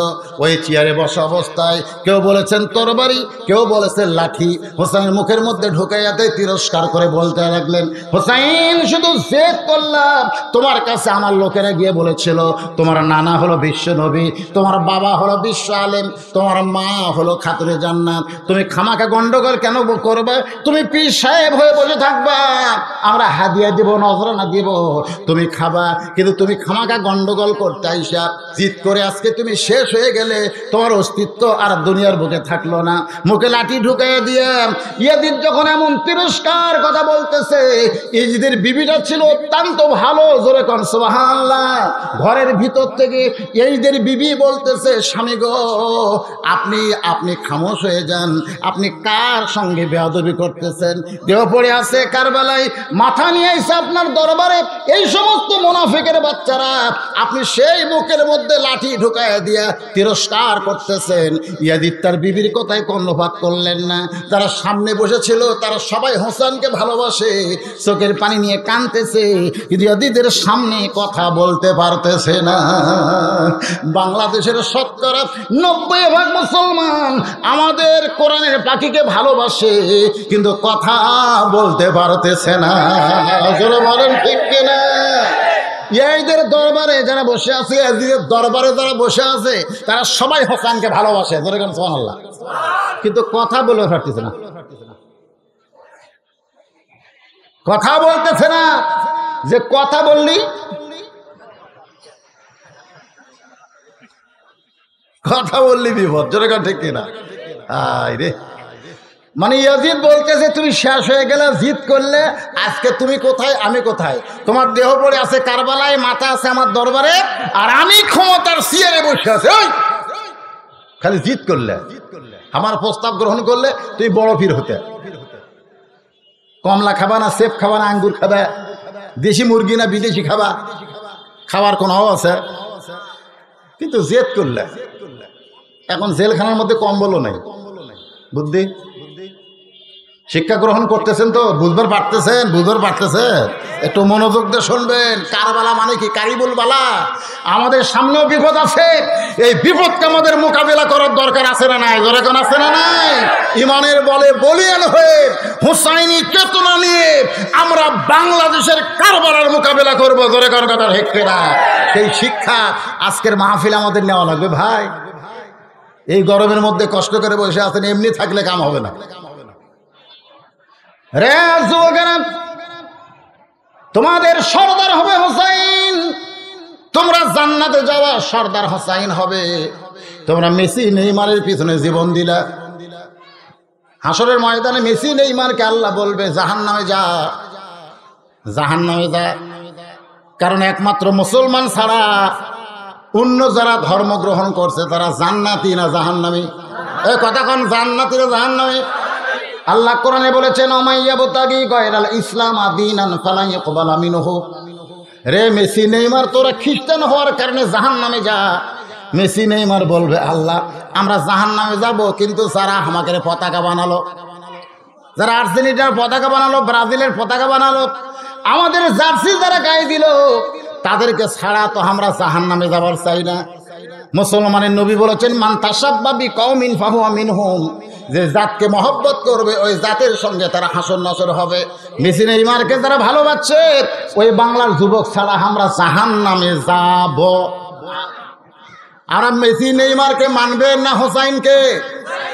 এই যুবকেরা, কষ্ট হলো একটু মনোযোগ দিয়ে শোনো। জান্নাতি যুবকদের সর্দার হোসেনের মুখের মধ্যে লাঠি ঢুকায় দিয়া তিরস্কার করতেছে। শেষ হয়ে গেল, তোমার অস্তিত্ব বিলীন হয়ে গেল। আমি ইয়াজিদ ক্ষমতার চেয়ারে, কোন ইয়াজিদের সামনে বসা কেউ যখন লোকমা দেয় না। ছোট্ট একটা ঘটনা করে বলতেছি, এমন সময় লাঠিতে ভর দিয়ে একজন সাহাবী দাঁড়িয়ে গেছে, জোরে কোন সুবহানাল্লাহ। যখন হোসেন রাদিয়াল্লাহু কারবালার প্রান্তরে শহীদ হয়, তখন আশারে মুবাশশারার 2 জন সাহাবী জীবিত ছিলেন।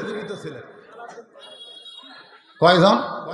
আশারে মুবাশশারা মানে এই দুনিয়াতেই 10 জন সাহাবীকে আল্লাহ জান্নাতের সার্টিফিকেট দিয়েছেন। হোসেন রাদিয়াল্লাহু যখন শহীদ হয়, তখন কয়জন সাহাবী ছিল? এই 10 জনের মধ্যে 2 জন ছিল। একটা হলো না আনাস নয়, আশারে মুবাশশারা একজনের নাম হলো সাদ ইবনে আবি ওয়াক্কাস। একজনের নাম কি? সাদ ইবনে আবি ওয়াক্কাস। আর একটা হলো আবু সাইদ। আবু সাইদ, এই 2 জন আশারে মুবাশশারা ছিলেন। জীবিত ছিলেন। ইয়াজিদ কিন্তু চাইলো যে এই দুইটাকে মোটামুটি যদি হাত করবার পারি, বহু চেষ্টা করছে, বহু শিক্ষা কারবালার মধ্যে আছে। আমি আপনাদের সপ্তাহে একদিনে বলতে পারবো না, যেগুলো বর্তমান প্রেক্ষাপটে দরকার আমি সেটা বলতেছি। তো লাঠিতে ভর দিয়ে একজন সাহাবী দাঁড়ায় গেছে। এতে আমার এক যুবক বলতেছে, তার নাম হলো আনাস ইবনে মালিক। নাম কি? আল্লাহ রাসূলের 10 বছর খেদমত করছেন একাধারে। কয় বছর? 10 বছর। কি ছিলেন, গোলাম না খাদেম? খাদেম, হ্যাঁ খাদেম বলা যাবে, খাদেম বলা যাবে, কিন্তু গোলাম বলা যাবে না। বাংলাদেশে কেউ যদি নাম রাখে গোলাম রাসূল, তাহলে নাম রাখা হারাম। গোলাম রব্বানি রাখা যাবে, গোলাম রাসূল রাখা যাবে না। তো রাসূলের কোনো গোলাম ছিল না, রাসূলের খাদেম ছিল। একাধারে কয় বছর? 10 বছর। লাঠির ভর দিয়ে দাঁড়ায় বলতেছে, ইয়াজিদ, ইয়াজিদ, তুমি কার সম্মানে বেয়াদবি করতেছো? তুমি কাকে নিয়ে আজে বাজে কথা বলতেছ? তুমি যার মুখের মধ্যে তরবারি দিয়া লাঠি ঢুকায় তিরস্কার করতেছো, সেই হোসাইনকে তুমি চিনো না? সুবহানাল্লাহ। আজকে এই মাহফিলে যারা বসে আছি ভাইজান, কারবালা থেকে শিক্ষা নিতে গেলে হোসাইনকে চেনার দরকার আছে না নাই? আনাস ইবনে মালিক ইয়াজিদকে লক্ষ্য করে বলতেছে, তুমি হোসাইনকে চেনো না? যদি চিন্তা, তাহলে এত বড় বেয়াদবি তুমি করতে পারতা না। যদি চিন্তা, যদি চিনবার পারতা, চেনার দরকার আছে না নাই? দরকার আছে না নাই? আনাস বললেন, তাহলে শোনো, আল্লাহ নবী ঘরের মধ্যে নামাজের সেজদায়, নবী ঘরের মধ্যে নামাজের সেজদায়, আনাস রাদিয়াল্লাহু নবীর পাশে দাঁড়িয়ে আছে। এমন সময় কুত্তে হোসাইন দৌড়ে সে ঘরের মধ্যে ঢুকে নবীর পিঠের উপরে চড়ে বসে বলতে, চল ঘোড়া চল, চল ঘোড়া চল। আল্লাহর নবী সেজদাত আছে। এমন সময় হোসেন পিঠের উপরে চড়ে যখন বলে চল ঘোড়া চল, চল ঘোড়া চল, আনাসের বড় খারাপ লাগলো। নবীর সেজদায় ছোট্ট মানুষ বোঝে না, নবীর সঙ্গে বেয়াদবি করে এই মনে করে আনাস যখন হোসেনকে নবীর পিঠ থেকে নামাবার চায়, এমন সময় আল্লাহর নবী সেজদারত অবস্থায় বাম হাত ইশারা করলেন। আনাস আবার জায়গা মতো ফেরত আসলেন। নামাজ শেষ করার আগে হোসেন বললেন, যে ঘোড়া চলে না এই ঘোড়ার পিঠে আমি খামাকা বসে থাকবো না। এই কথা বলে ছোট্ট হোসাইন যখন ঘর থেকে বের হয়ে যায়, এমন সময় আল্লাহ নবী সেজদা থেকে মাথা তুললেন। নবীর চোখের দিকে আনাস রাদিয়াল্লাহু তাকায় দেখে দু চোখ দিয়ে দরদর করে পানি পড়তেছে। আনাস নবীর সামনে হাঁটু গেড়ে বসে বললেন, ইয়া রাসূলুল্লাহ, হোসাইন আপনার সঙ্গে এত বড় বেয়াদবি করলো, আপনাকে ঘোড়া বলে চল ঘোড়া চল ঘোড়া করলো।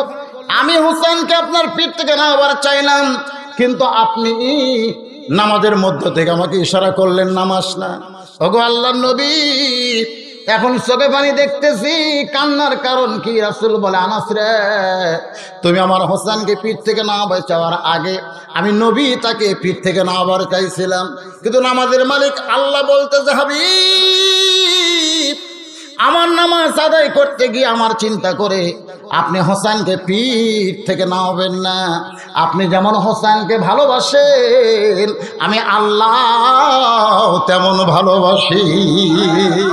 যতক্ষণ আপনার পেটে হোসেন চড়ে থাকবে, আপনি সেজদা থেকে মাথা তুলবেন না। আনাস বলতেছে, এইটা হলো নবীর ঘরের কাহিনী। মসজিদে নবীর মধ্যে নবী নামাজের সেজদায় সুবহানাল্লাহ কয়। কোত্থেকে হাসান হোসেন দুই ভাই এসে নবীর পিঠের উপরে চড়ছে। এতদিন চড়তো একজন, আর চড়ছে কয়জন? নবী নামাজের সেজদায়। সাহেবরা চিন্তায় পড়ে গেল। আল্লাহ নবী বলেছেন, খুব বেশি পারলে 5 বার পড়ো সুবহান রাব্বিয়াল আলা, 3 বার 5 বার, এর বেশি পড়া যাবে না। কিন্তু সেজদার মধ্যে আর তো সুবহান রাব্বিয়াল আলাও পড়া যায় না। সেজদা থেকে নবীও মাথা তোলে না। নবী মাথা না তুললে সাহেবরা কেমনে তুলবে? মাতাকুম রাসূলু ফাখুযুহু ওয়া মা নাহাকুম আনহু ফান্তাহু।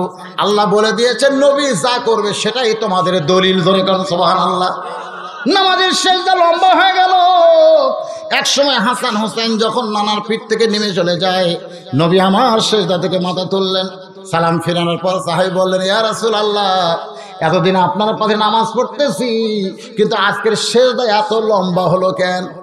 আল্লাহর নবী বললেন, তোমরা তো জানো না আমি যখন সেজদায় গেছিলাম বড় বিপদে পড়ছিলাম, আমার হাসান হোসাইন আমার পিঠে চড়ে আমাকে ঘোড়া বানাইছিল। আমি পিঠ থেকে না আবার চাইলাম, কিন্তু আল্লাহ বললেন আপনি যেমন ভালোবাসেন আমি আল্লাহ তেমন ভালোবাসি। আনাস ইবনে মালিক বলে মুখের মধ্যে লাঠি ঢুকাও, হ্যাঁ, যে আল্লাহর নবীরে ঘোড়া বানাইলে আল্লাহ খুশি হয়, আর তুমি ইয়াজিদ, হ্যাঁ, এই যার মুখের মধ্যে লাঠি ঢুকাইছো তারে তুমি চিনো, তুমি তারে চিনো। আজকে বাংলার মুসলমান হোসেনকে চিনার দরকার আছে না নাই? শিক্ষা নিতে হয় ভাইজান। তিনি কেন দুনিয়া থেকে চলে গেলেন তিনি বুঝাইয়া দিলেন, বাতিলের সঙ্গে মাথা নত করা যাবে না। কুল জাল হক ওয়া যাহাকাল বাতিল ইন্নাল বাতিলা কানা যাহুকা। বাতিলের সামনে মাথা নত করব। বাতিল সামনে আসলে ইমানের বলে বলিয়ান হয়ে হোসেনের মতো যারা আল্লাহ নবীর ইসলামকে বিজয় করার জন্য আন্দোলন করবেন, কারা কারা হোসেনে মুসলমান, দুই হাত তুলে আমার আল্লাহকে দেখা। লিল্লাহি তাকবীর। আল্লাহ দেখেন, মুহররম মাসে কারবালার শিক্ষা স্বরূপ আলোচনা করতেছি। তোমার বান্দারা দুই হাত তুলে বাতিলের বিরুদ্ধে আপোষ করবে না, হাত নামান। এখন আপনাদের কাছে আমার প্রশ্ন হলো, সবাই অন্তর থেকে উত্তরটা দিবেন, আপনাদের কাছে জীবনের দাম বেশি না ইমানের দাম বেশি? এই মুরব্বীরা, জীবনের দাম বেশি না ইমানের দাম বেশি? হোসেন রাদিয়াল্লাহু জীবন দিলেন, কিন্তু ইমান। তা আমরা যদি সেই শিক্ষা নিতে চাই, আমরা কি জীবন দিব না ইমান দিব? দরকার হলে, প্রয়োজন হলে আমরা জীবন দিব। আল্লাহ বলেছেন মরবি না। আমার রাস্তায় যাদেরকে হত্যা করা হয়, আল্লাহ কি বলেছেন? ওয়ালা তাকুলু লিমা ইউকতালু ফি সাবিলিল্লাহি আমওয়াতুন বাল আহইয়া। সুবহানাল্লাহ বলেন, আমার রাস্তায় যাদেরকে হত্যা করা হয় তোমরা তাদেরকে মৃত্যু বলো না, আমি আল্লাহ বলতেছি তারা জীবিত। আল্লাহ বলতেছে কি? তারা জীবিত। একটু খেয়াল করবেন। এমন সময় হযরত আলী আমরের তরবারিকে তক্তা হিসেবে দেখে। কে দেখায়? ধরে বলেন, কে দেখায়? তক্তা হিসেবে দেখতেছে। 3.5 ওজনের তরবারি, তক্তা। এখন তরবারি যদি তক্তা দেখে, আপনারা বলেন তো তার সাহস বাড়ে না কমে? যখন ইব্রাহিম আলাইহিস সালামকে চড়কের উপরে বসে রাখছেন, বারবার নমরুদ বলতে তাকায়, দেখ ইব্রাহিম, আমি তোর জন্য আগুন জ্বালায় রাখছি, খালি সড়কে টান দিবি, তুই পড়বি আর আগুনে পুড়ে মরবি। আল্লাহ কয়, ইব্রাহিম, নমরুদ তোমাকে বারবার আগুন দেখায়, আমি আল্লাহ একবার তোমাকে দেখাবো, তুমি তাকায় দেখো। আল্লাহর হুকুমে ওদের জাতির পিতা তাকায় দেখে, কুল্লা ইয়া নারু কুনি বারদাও ওয়া সালামান আলা ইব্রাহিম। আগুনের চুলা, আগুনের চুলা নয়, আগুনের চুলা জান্নাতের সবুজ রঙের একটা বাগান। আপনারা বলেন তো, আগুনের চুলাকে যদি জান্নাতের বাগান দেখতে পায়, তাহলে সেখানে পড়তে তার কোনো আপত্তি থাকে? বারবার ফেরাউন বলেন, মুসারে কোন দিক দিয়ে বলাবি? খুব তো দৌড়াদৌড়ি করলি, 3 দিকে আমরা অস্ত্র নিয়ে দাঁড়িয়ে আছি, তোর তো পালানোর কোনো রাস্তা নাই। মুসা নবী দেখতেছে একটাই রাস্তা, সেটা হলো সাগর। 3 দিকে হলো ফেরাউনের সৈন্যরা লাঠি নিয়ে দাঁড়ায় আছে, কিন্তু যে দিকটা যাব সাগর। আল্লাহ কয়, মুসা রে, সাগরের দিকে একবার তাকাও, একবার তাকাও। ফেরাউন সাগর দেখতে পারে, এই কারণে তোমাকে তাচ্ছিল্য করতে, যে কোন দিক দিয়ে পালাবা, তুমি একটাবার তাকাও। মুসা নবী তাকায় দেখে সাগর, সাগর নাই, 12 লাইন আল্লাহ রাস্তা বানায় দিছে। আমাদের দেশের সরকার 4 লাইন, 6 লাইন, 8 লাইন বানাইতেছে, আর আল্লাহ তাআলা সাগরকে 12 লাইন রাস্তা বানায় দিতে। ধরে কেন সুবহানাল্লাহ। আমর যখন 3.5 তরবারি আলীকে হত্যা করার জন্য মারতেছে, এমন সময় হযরত আলী তাকায় দেখে ওইটা তরবারি না, ওইটা আল্লাহ কাঠের তক্তা বানায় দিছে। ওই 27 ইঞ্চি তরবারি নিয়ে এক লাফে আমরের তরবারির উপরে উঠলেন, কাঠের তক্তার উপরে লাফ দিয়ে উঠলেন। লাফ দিয়ে ওঠার পরে ওই 27 ইঞ্চি তরবারি, আমরের ঘাড়ও হচ্ছে 27 ইঞ্চি। ধরে কোন কয় ইঞ্চি? ঘাড়ো 27, তরবারির 27, খাপের খাপ মন্তাজের বাপ, একেবারে মিলে গেছে। যেই মাত্র তরবারি ঘাড়ে, সঙ্গে সঙ্গে দেহ থেকে মস্তক যখন বিচ্ছিন্ন হয়ে যায়, হাজার হাজার কাফের মারছে দৌড়, সমস্ত কাফের যখন দৌড়ায়, এমন সময় আল্লাহর নবী বলে, আলী খবর কি? আলী দৌড়ে এসে তরবারি নবীর পায়ের সামনে জমাত বলে, রাসূলুল্লাহ, ওই আল্লাহর শপথ করে বলতেছি, আমি কিন্তু আমরকে মারি নাই, আমি কিন্তু আমরকে মারি নাই। আল্লাহ নবী আলী, জবান বন্ধ করো, জবান বন্ধ করো। ওই যে হযরত আলী জবান বন্ধ করলেন। আল্লাহ রাসূল বললেন, আলী রে, এই কথা আর কারো কাছে বলো না, তুমি মারো নাই এই কথা তুমি জানো, আমিও রাসূল জানি, কিন্তু এই কথা কাউরে বলো না। গোটা পৃথিবীর সেই প্রচার হয়ে গেল মহাবীর আমরকে ছোট্ট বাচ্চা আলী হত্যা করেছে, কিন্তু আলী কিন্তু বলেছে আমি মারি নাই, আমি খালি তরবারি ঠেকাইছি, আমি খালি ঠেকাইছি। আর সঙ্গে সঙ্গে দুই টুকরা হয়ে গেল। রাসূল বললেন, জবান বন্ধ করো। নবীর কথা মতো হযরত আলী জবানকে বন্ধ রাখলেন, আর কারো কাছে বলেন নাই। কিন্তু তাবুকের যুদ্ধে ওই কামুজ দুর্গের দরজা হ্যাঁচকা টান মারছে, যে দরজা খুলতে কয়েকজন যুবক লাগে, সেই দরজা হ্যাঁচকা টান দিয়ে বাম হাতে ঢাল বানাইছে। কাফের বেঈমানরা চিন্তা করলো, এত উঁচুর একটা দরজা, যেই মানুষটা হাতে ঢাল বানাবার পারে তো সাধারণ মানুষ না। সমস্ত কাফের ভয় যখন দৌড় দেয়, হঠাৎই ওই ঢালখানা ফেলে দেয়, 180 গজ দূরে কাগজের মতন উড়ে গিয়া পড়ে। মুসলমান সাহাবীরা নবীর কাছে এসে বলে, ইয়া রাসূলুল্লাহ, আজকের যুদ্ধে আমরা বিজয় হয়েছি হযরত আলীর কারণে, আজকের যুদ্ধে আমরা বিজয় হয়েছি হযরত আলীর কারণে। যারা প্রকৃত মুসলমান হবে তারা কারো কারণে যুদ্ধে বিজয় হবে এটা বিশ্বাস করবে না, মুসলমানকে বিশ্বাস করা লাগবে। ইযা জাআ নাসরুল্লাহি ওয়াল ফাতহু ওয়া রাআইতান নাস ইয়াদখুলুনা ফি দীনিল্লাহি আফওয়াজা ফাসাব্বিহ বিহামদি রাব্বিকা ওয়াস্তাগফির ইন্নাহু কানা তাওয়াবা। যারা প্রকৃত মুসলমান হবে তারা কোনোদিন বলবে না ভারত আমাদেরকে সহযোগিতা করেছে, ভারত যদি সহযোগিতা না করতো আমরা 16ই ডিসেম্বর বিজয় অর্জন করতে পারবো না। এটা মুসলমানের কথা না। হয়তো আলীও কিন্তু একটু মনোযোগ দিয়ে কথাগুলো শুনবেন। সমস্ত সাহাবীরা বলতেছে, রাসূলুল্লাহ, আজকে আমরা তাবুকের দুর্য দর করেছি, মুসলমানের বিজয় হয়েছে আলীর কারণে। রাসূল বললেন, কেমনে কি? বলে, কামুজ দুর্গের দরজায় হ্যাঁচকা টান মারছে, আর দরজা খুলে হাতের ঢাল হয়ে গেছে। ওই ঢালটা দেখার সঙ্গে সঙ্গে কাফের বেঈমানরা সব ভয়ে দৌড় মারছে। আল্লাহ রাসূল কিছুই বলেন। এমন সময় হয়তো আলী এসে সামনে দাঁড়ায়। আর রাসূল বললেন, আলীরে খবর কি? বলে, হুজুর, এতক্ষণ খবর বোঝেননি, হ্যাঁচকা টান মারছি, হাতও ঢাল দিছি, জিহাদের ময়দানে গেছি, ওরা ভয় দৌড় মারছে, ফাইলে দিছি, 80 গজ দড়ি গিয়ে পড়ছে। আল্লাহ রাসূল বলে, আলী সত্যি তাই? বলে, হ্যাঁ হুজুর। আল্লাহ রাসূল বললেন, তাহলে চলো যাই। বলে, কেন? আপনি বললে আমি দরজা নিয়ে আসতেছি, আনা লাগবে না, চলো যাই। আলীকে সাথে নিয়ে বলতে, কোথায় দরজা? ওই যে পড়ে আছে, যাও। হয়তো আলী দরজার কাছে এক কোনা ধার দিয়ে দরজা ছাড়ে, লিজে লড়ে, কিন্তু দরজা লড়ে না। আলী বলতেছি, ইয়া রাসূলুল্লাহ, এইটা হাতত নিয়ে ঢাল বানায় যুদ্ধ করলাম, ওরা ভয়ে দৌড় মারলো, আমি ফেলে দিলাম, আর এত দূর যেয়ে পড়লো, এখন কোনা ধরে লিজি লড়ি, কিন্তু দরজা লড়ে না কেন? আল্লাহ রাসূল বলে, আলী, সেই দিন তুমি বলবার ছিলে আমরকে আমি মারি নাই, আমি বলেছিলাম চুপ। আজকে চিন্তা করো, আমরকে তুমি মারো নাই, কিন্তু তোমার হাতে তরবারি ছিল। ধরে কোন কথা ঠিক কিনা? আজকে দরজা তুমি ঢাল বানাও নাই, কারণ তুমি আল্লাহ রাস্তার সৈনিক ছিলে, তুমি একলা ছিলে না, আল্লাহর কুদরতি পাওয়ার তোমার সঙ্গে ছিল। ধরে কোন কথা ঠিক কিনা? তুমি যখন দরজা ফেলে দিলা তখন তুমি একলা ছিলে না, আল্লাহর কুদরতি পাওয়ার তোমার সঙ্গে ছিল।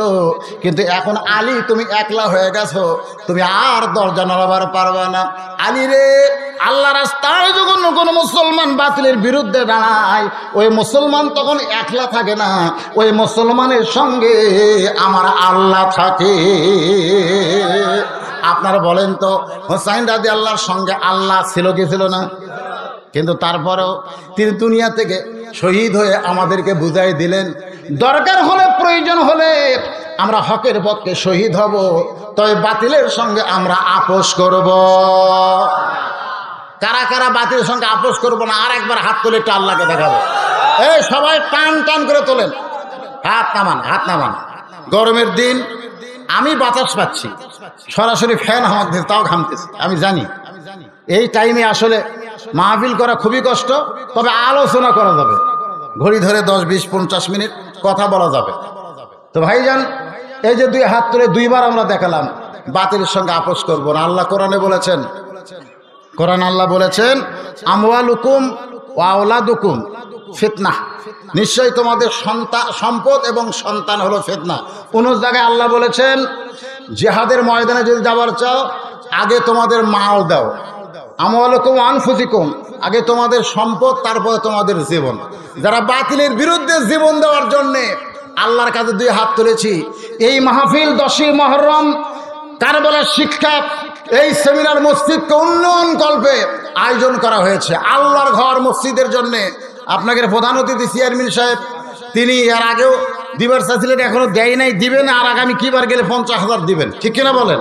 তিনি ঘোষণা দিলেন। তখন আমি বুঝলাম যে এই মাহফিল শুধু মাহফিল না, এই মাহফিল হচ্ছে আল্লাহ রাস্তায় সম্পদ কুরবানি করার একটা মাহফিল।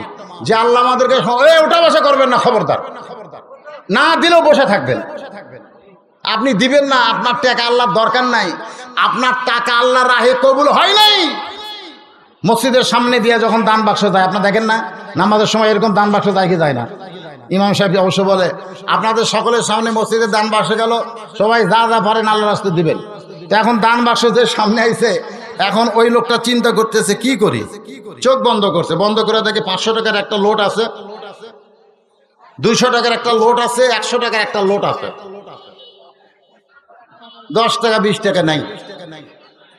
10 টাকা 20 টাকা কি নাই? খুব খেয়াল করে দেখে 10 টাকা নাই, 20 টাকা নাই। তখন দান বাক্স এরকম মারছে ঠেলা, এমন করে ঠেলা মারছে, 2 জন পার হয়ে দান বাক্স চলে গেছে। আচ্ছা ঠিক আছে, ওরা খুব খুশি, যা এবারে তোর হাতত বল আছে রে।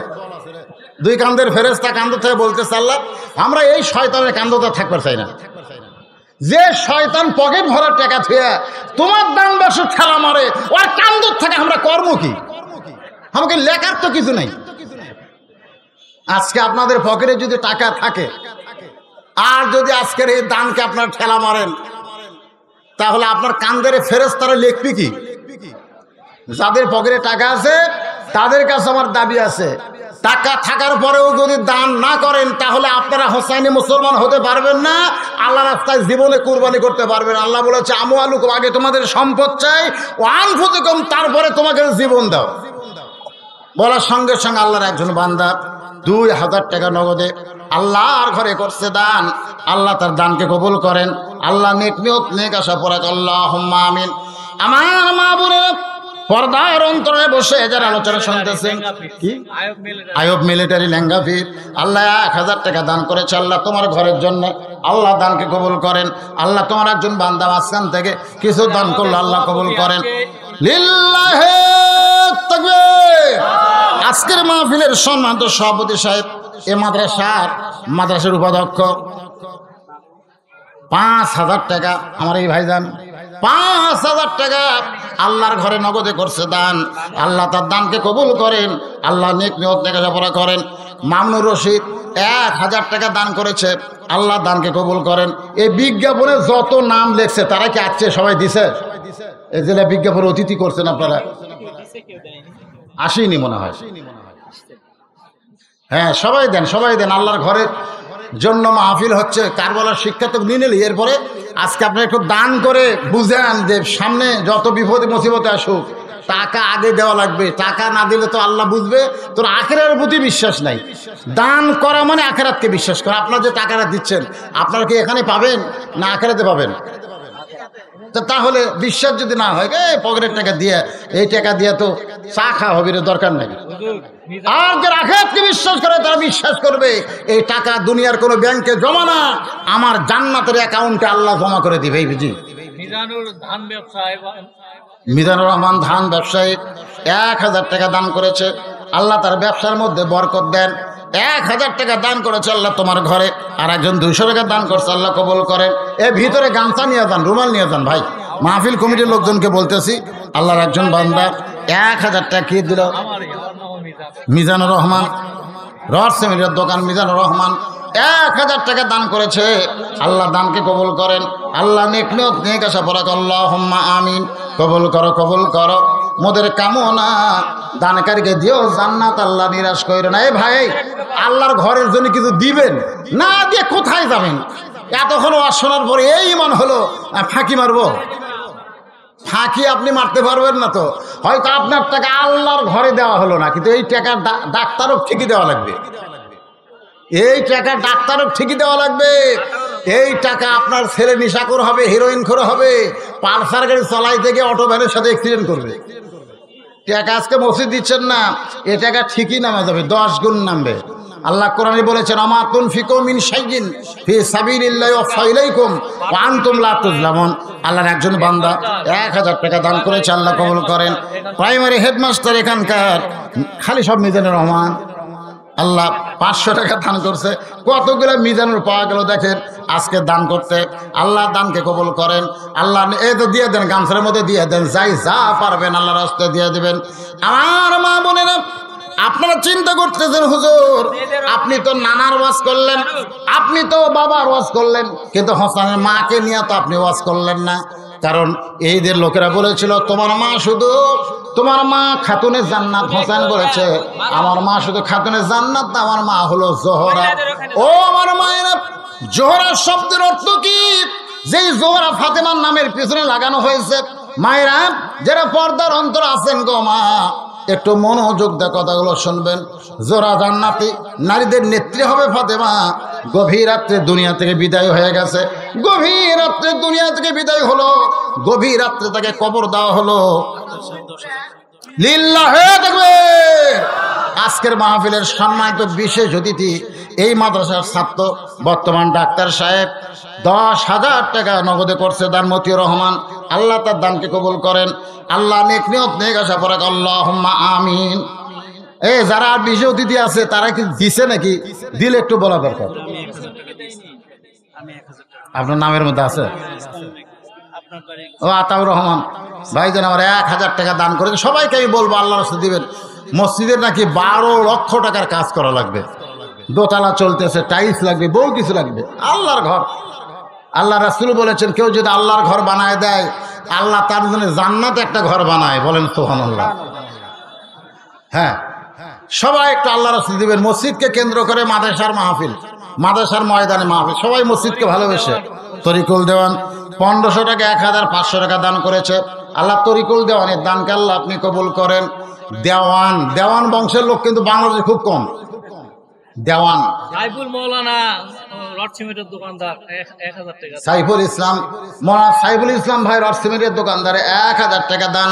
আল্লাহ তাআলা সাইফুল ইসলামের দানকে আল্লাহ আপনি কবুল করেন।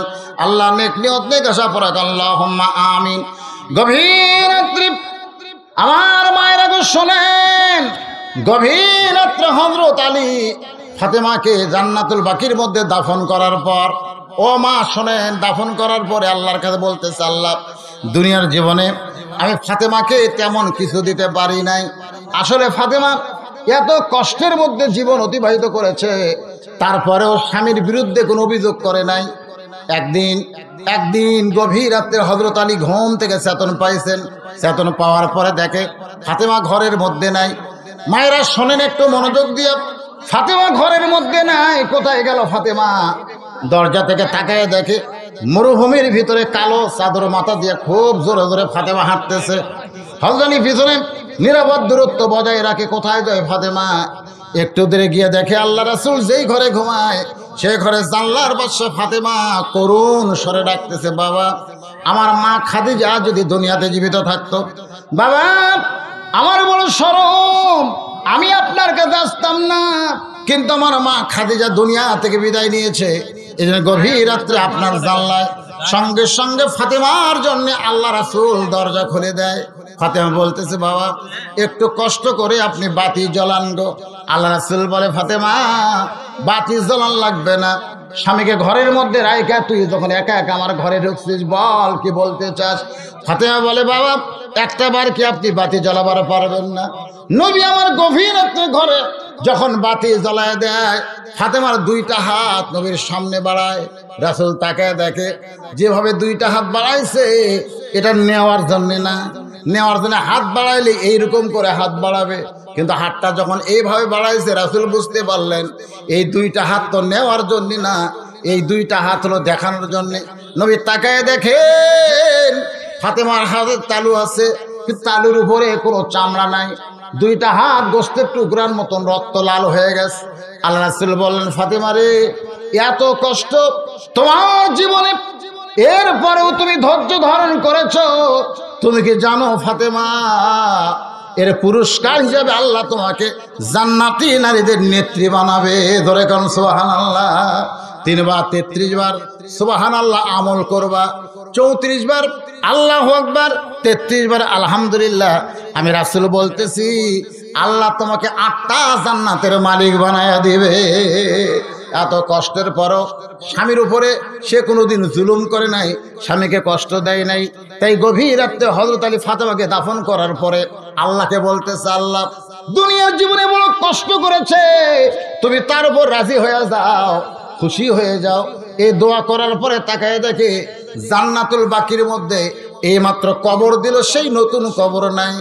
হযরত আলী গোটা জান্নাতুল বাকি দৌড়ে আর বলে, ফাতেমার কবর কোথায়? ফাতেমার কবর কোথায়? ফাতেমার কবর এইমাত্র কবর দিলাম, সেই কবরটা গেল কোন জায়গায়? কে যেন বলতে, আলী রে, ফাতেমা পর্দানিশী, আমি আল্লাহ জোহরা ডিগ্রি দিয়া ফাতেমার কবরকে কিয়ামত পর্যন্ত পর্দা করে দিয়েছি। আজকে আমার মায়েরা শোনেন, আপনাদের 1 নম্বর শিক্ষা হলো, হোসেনের মায়ের মতন পর্দানিশী মা হবেন। আল্লাহ তাআলা আপনাদের পেট থেকে যে সন্তান দিবে, সেই সন্তান হোসেনের মতন সন্তান হবে। সুবহানাল্লাহ। এখানে শেষে একটা শিক্ষা স্বরূপ দীক্ষা দিয়ে আমি আমার আলোচনা শেষ করব। সেই শিক্ষাটা হলো, আপনাদের কাছে আমার জানতে চাওয়া, ইয়াজিদ, যার এখানে 2 জনের নাম বারবার উচ্চারণ হয়েছে, একটা হলো হোসেন আর একটা কি, কথা কয় না, একটা হোসেন আর একটা কি, 2 জনই তো মুসলমান। ইয়াজিদের বাপের নাম কি? মাবিয়া। তোরে কোন? হোসাইন রাদিয়াল্লাহর বাপের নাম কি? হযরত আলী। আচ্ছা, ইয়াজিদের মায়ের নাম কি? ইয়াজিদের মায়ের নাম জানেন না? হোসেন রাদিয়াল্লাহর মায়ের নাম কি? ফাতেমা। মাশাআল্লাহ। আচ্ছা, ইয়াজিদের দাদার নাম কি জানেন? ইয়াজিদের দাদার নাম হচ্ছে আবু সুফিয়ান। জোরেকার নাম কি? আচ্ছা, ইয়াজিদের দাদির নাম কি? হিন্দা। ইয়াজিদের দাদির নাম হিন্দা। মাশাআল্লাহ। হিন্দা কার কলিজা দেখাইছিল? চিন্তা করে দেখেন, আবু সুফিয়ানের বউ হিন্দা, আবার কলজা চাবা খাতে নবীর চাচা আমির হামজার। হিন্দা কিন্তু আবার আবু জেহেলের ভাই, বোন। জোরেকার কার বোন? কথা কয় না, কার বোন? তাহলে হিন্দার পেটর থেকে হলো হয়তো মুআবিয়া রাদিয়াল্লাহু তাআলা, ওই পেটর থেকে হচ্ছে হযরত মুআবিয়া। আবার মুআবিয়া রাদিয়াল্লাহু তাকে বিয়ে করছে, সেইটা হচ্ছে আবার সাইবার বেটি। যেরকম কার বেটি? সাইবার বেটিকে বিয়ে করছে মুআবিয়া। মানে আবু সুফিয়ান আর সাইবা 2 জন খুব বন্ধু ছিল। একদিন গল্প করতেছে, সাইবা বলতেছে, ভাই আমার এক মেয়ে নিয়ে খুব বিপদে আছি। আবু সুফিয়ান বলে, কি হয়েছে? বলে, এ পর্যন্ত 5 জায়গা বিয়ে দিলেন, কিন্তু সংসার করে না। তার নাম হলো লাইসা। তোর নাম কি? লাইসা বিনতে সাইবা। নামটা খেয়াল থাকবেন। সে লাইসাকে বিয়ে করছে হযরতে মুআবিয়া। সেই মুআবিয়া আর লাইসার মিলনের মাধ্যমে যে মালটা বাড়াছে, তার নাম হলো ইয়াজিদ। খুব খেয়াল করবেন। এখানে আমি আপনাদের শিক্ষা দিবার চাচ্ছি, দেখেন মা যদি ভালো হয়। একটা খ্রিস্টান নেপোলিয়ানও বলেছে, ভালো একটা সন্তান যদি চাও, ভালো একটা মায়ের দরকার সব দিক দিয়ে। সাহাবীরা যখন নবীর ওয়াজ শুনতেছিল, আমার ওয়াজের ক্যাসেটে শুনছেন, হোসেন রাদিয়াল্লাহু দৌড়ে গিয়ে নবীর কোলে বসবে। আবু বকর রাদিয়াল্লাহু চিন্তা করলেন, এই মুহূর্তে নবী যে সুন্দর ওয়াজ করতেছে, এখন যদি হোসেন দৌড়ে এসে নবীর কোলত বসে, তাহলে নবী আর নবী থাকবে না, নবী হবে নানা। নবী কি হবে? নানা হয়ে যাবে। হুযায়ফাতুল ইয়ামিন ছিল কাছে, তাকে বললেন, যা একটু হোসেনকে আটকায় দে, এত দামি কথা থেকে আমরা বঞ্চিত হবার চাই না। হুযায়ফাতুল ইয়ামিন একদম এসে হোসেনকে বুকের মধ্যে নিয়ে বলতেছে, বাবু এই মুহূর্তে তুমি নবীর কাছে যাও না। তুমি যদি নবীর কাছে যাও, তাহলে নবী নানা হয়ে যাবে, নবীর দামি কথা থেকে আমরা বঞ্চিত হব। সঙ্গে সঙ্গে হোসেন চিল্লায় বলে, রে নবীর সাহাবীরা, আমার নানাকে চিনো? বলে, নবী নবী বলে সম্মান করতেছ, আর আমাকে ছিল না বলে আমার নানার কাছে আমাকে যাওয়ার দিচ্ছ না। আজকে তোমাদের কাছে আমি আসল জিনিস ফাঁস করে দিলাম, ওই নানার চাইতে আমি হোসেন কিন্তু কোনো অংশে ছোট না। যেই বলছে যেই নানার কাছে আমাকে যাওয়ার দিচ্ছ না, ওই নানার চাইতে আমি কোন অংশে ছোট না। এক দৌড়ে হযরত আলী হোজাইফার কোল থেকে হোসেনকে কায়দা নিয়া মুখে একটা ঠাসি দিয়ে বলে, এই পাগল, কার সঙ্গে নিজকে তুলনা করতেছিস? ওরা ফায়না লেখা জিকরাক, আল্লাহ কোরআনে বলেছে আমার নবীকে সবার উপরে আল্লাহ সম্মান দিয়েছে। ধরে কোন সুবহানাল্লাহ। কার সঙ্গে তুলনা করিস হোসাইন? নবীর সঙ্গে কাউরে তুলনা করা যাবে না। এমন সময় হোসেন এত জোরে হযরত আলী ঠাসি মারছে, এই নিচের দাঁত লবের মধ্যে ঢুইকা রক্ত বার হয়ে গেছে। এক সময় মুখ থেকে যখন হাতটা আলী টান দেয়, ওই রক্তমাখা মুখ নিয়ে হোসেন চিৎকার করে বলে, রে নবীর সাহাবীরা, একজন সাহাবীর কোল থেকে আমি বলেছিলাম নানার চাইতে আমি ছোট না, কিন্তু বাবার কোল থেকে রক্তমাখা মুখ নিয়ে বলতেছি ওই নানার চাইতে আমি অনেক বড়। যেই বলছে অনেক বড়, নবীর চাইতে অনেক বড় তা কিন্তু বলে নাই, বলেছে নানার চাইতে অনেক বড়। যে বলেছে নানার চাইতে অনেক বড়, ওমর ফারুক দাঁড়িয়ে বললেন, আলী রে, তোমার হোসেন কিন্তু বেয়াদবের চরম মাত্রা অতিক্রম করেছে, তুমি তোমার হোসেনকে সামাল দাও। এই কথা বলে হযরত আলী হোসেনকে যখন নিয়ে যাবার চায়, এমন সময় নবী আমার বসেছিলেন। সেই নবী দাঁড়িয়ে বললেন, আলী রে, আমার কলিজাকে আমার কাছ থেকে আলাদা করিস না, আমার কলিজাকে আমার কাছ থেকে আলাদা করিস না। এই কথার মধ্যে বড় কঠিন কথা রয়েছে, আমার কলিজাকে আমার কাছ থেকে আলাদা করিস না। হোসেনকে যারা শহীদ করেছে তারা আল্লাহ নবীর কলিজার মধ্যে হাত ঢুকাইছে। ধরে কোন সুবহানাল্লাহ। হযরত আব্দুল ইবনে আব্বাস স্বপ্নে দেখেন রক্তের একটা বোতল নিয়ে নবী দৌড়াদৌড়ি করতেছে। আব্বাস রাদিয়াল্লাহু বললেন, ইয়া রাসূলুল্লাহ, বহুদিন পর আপনার সঙ্গে আমার দেখা হলো, আপনার হাতে রক্তের বোতল কেন? আল্লাহ নবী বললেন, আমার হোসেনের রক্ত এই বোতলের ভিতরে। নানা ধরনের কথা রয়েছে। নবী বললেন, আমার কলিজাকে আমার কাছ থেকে আলাদা করিস না। আলী হোসেনকে সাইডা দিলে এক দৌড়ে নবীর কাছে যায়, যা বলতেছে, না না, আমার উপরে তুমি মন খারাপ করেছো। আল্লাহ রাসূল বলে, এই কথা ঘরের মধ্যে একলাই যদি আমাকে বলতি, না না, চাইতে কোন অংশে ছোট না, আমি কিছুই মনে করতাম না। এই কথা ঘরের মধ্যে যদি বলতি, নানার চাইতে অনেক বড়, আমি কিছুই মনে করতাম না। কিন্তু এতগুলো সাহাবীর মধ্যে এই কথা তুই কেমনে বললি ভাই? আমি মানলেও তো সাহাবীরা মানবার পারতেছে না, যার কারণে ওমর ফারুক গরম হয়ে গেছে। হোসেন বলতে, না না, আমিও বুঝতে পেরেছি এতগুলো সাহাবীর সামনে বলার কারণে তুমি মনে কষ্ট পাইছো। ও না না, আজকে তোমার কাছে আমার এক নম্বর প্রশ্ন হলো, তুমি যদি আমার চাইতে বড় হও, বলো তো তোমার বাপ বড় না আমার বাপ বড়? একটাবার চিন্তা করে বলো। রাসূল চমকে গেলেন, আমার বাবা আব্দুল্লাহ জান্নাত পাবে কি পাবে না তার কোনো গ্যারান্টি রাসূল দিবার পারবো না। কে হোসেন হযরত আলী শুধু জান্নাত পাবে না, এই দুনিয়াতে 10 জনকে জান্নাতের সার্টিফিকেট দেওয়া হয়েছে, তার মধ্যে 4 নম্বর হযরত আলী। রাসূল হোসেনের কপালে চুমা দেয়, বলে, হোসেন রে, আমার বাবা আব্দুল্লাহর চাইতে তোমার বাবা আলী অনেক বড়। হোসেন বলতেছে, নানা, তাহলে আপনি স্বীকার করলেন বাবার দিক দিয়ে আমি বড়। এখন বলেন তো নানা, আমার মা আর আপনার মা, এই 2 জনের মধ্যে কার মা বড়? আল্লাহ রাসূল বললেন, আমার মা আমেনা জান্নাত পাবে কি পাবে না এই গ্যারান্টি আমি নবী দিবার পারতেছি না। কিন্তু হোসেন ও ফাতেমা শুধু জান্নাত হবে না, জান্নাতি নারীদের নেত্রী হবে। আমার আমেনার চাইতে হোসেন মা ফাতেমা অনেক বড়।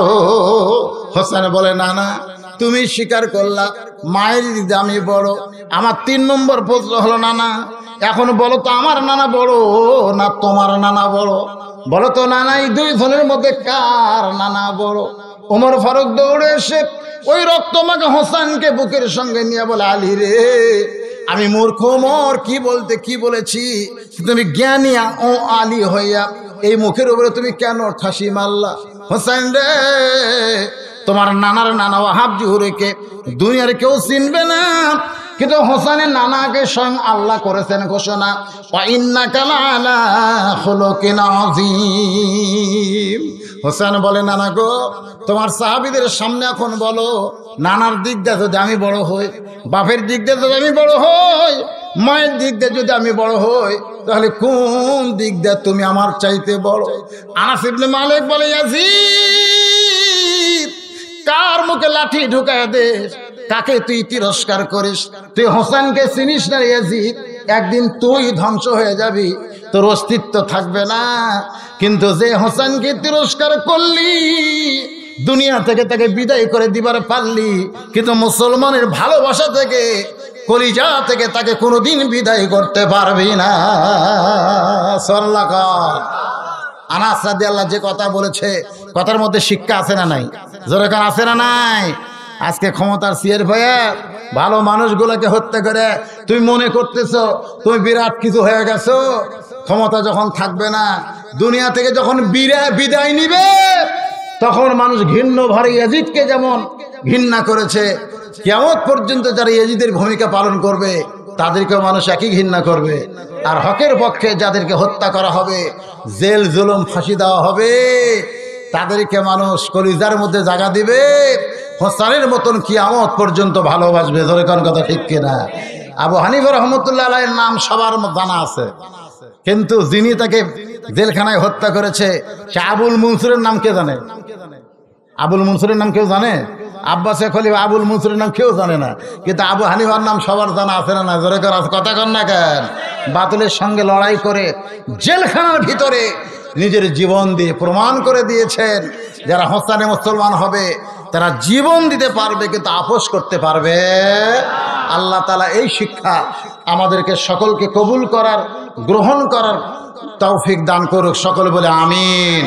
ইস্তিগফার পড়ো, আস্তাগফিরুল্লাহ রব্বি মিন কুল্লি জামবি ওয়া তুবু ইলাইহি লা হাওলা ওয়ালা কুওয়াতা ইল্লা বিল্লাহিল আলিয়্যিল আযীম।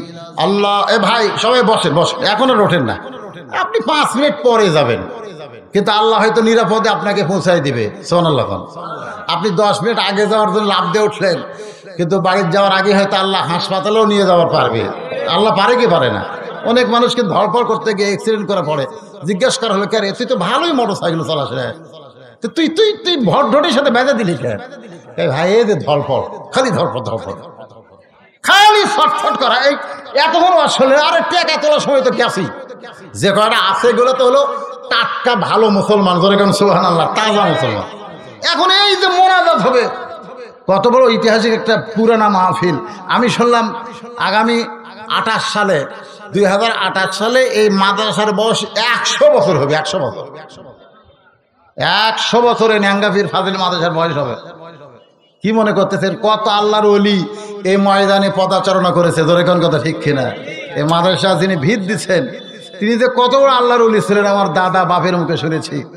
বসিরহাটের মাওলানা আল্লামা রুহুল আমিন রহমতুল্লাহ আলাইহি মাদ্রাসার ভিত দিচ্ছেন। আল্লাহর ওলিদের পদাচারণা এই মাদ্রাসায়। আর একটা মহরমের তাৎপর্য নিয়ে আলোচনা হলো, কারবালার শিক্ষা নিয়ে আলোচনা হলো, একটা আমরা মোনাজাত করব, এর জন্য আবার ধরপড় করেন কেন? আল্লাহ কবুল করতে পারে কি পারে না? সকলে ইস্তিগফার করুন, আস্তাগফিরুল্লাহ রব্বি মিন কুল্লি জামবি ওয়া তুবু ইলাইহি লা হাওলা ওয়ালা কুওয়াতা ইল্লা বিল্লাহিল আলিয়্যিল আযীম। আল্লাহুম্মা সাল্লি আলা সাইয়্যিদিনা মাওলানা মুহাম্মদ ওয়া আলা আলিহি ওয়া সাহবিহি ওয়া বারাক সাল্লিম। জাযাকাল্লাহু আন্না মুহাম্মাদাম মা হুয়া আহলুহু। মুনাফ করে দিলাম। আল্লাহুম্মা আমিন। আয় আল্লাহ তাআলা, কঠিন গরমের ভিতরে মাবুদ আরামের ফ্যান, আরামের বিছানা বাদ দিয়া তোমার বান্দারা চটের উপরে বসে বসে রাত 12:15 বেজে গেছে। এই যে দীর্ঘ সময় পর্যন্ত আজকে মুহররম মাস, কারবালার তাৎপর্য শিক্ষা নিয়ে আলোচনা। মাবুদ, হোসেনে মুসলমানের স্বীকৃতি দেওয়া তোমার বান্দাদেরকে নিয়ে 2খানা হাত তোমার রহমতের দরজায় ফকির হয়ে উঠাইয়া দিছি। আল্লাহ মেহেরবানি করে আজকের মাহফিল আমাদের সকলের হিদায়াতের জন্যে, নাজাতের জন্যে, জান্নাতের জন্যে কবুল করে নাও। এই মাহফিলের শুরু থেকে শেষ পর্যন্ত যত আলোচনা হয়েছে আল্লাহ, যদি ত্রুটি হয় ভুল হয় মাফ করো, যে হাদিয়া মঞ্জুর করো। সোনার মদিনায় নৈফাকে রওজা মোবারকে আল্লাহ কবুল করে নাও।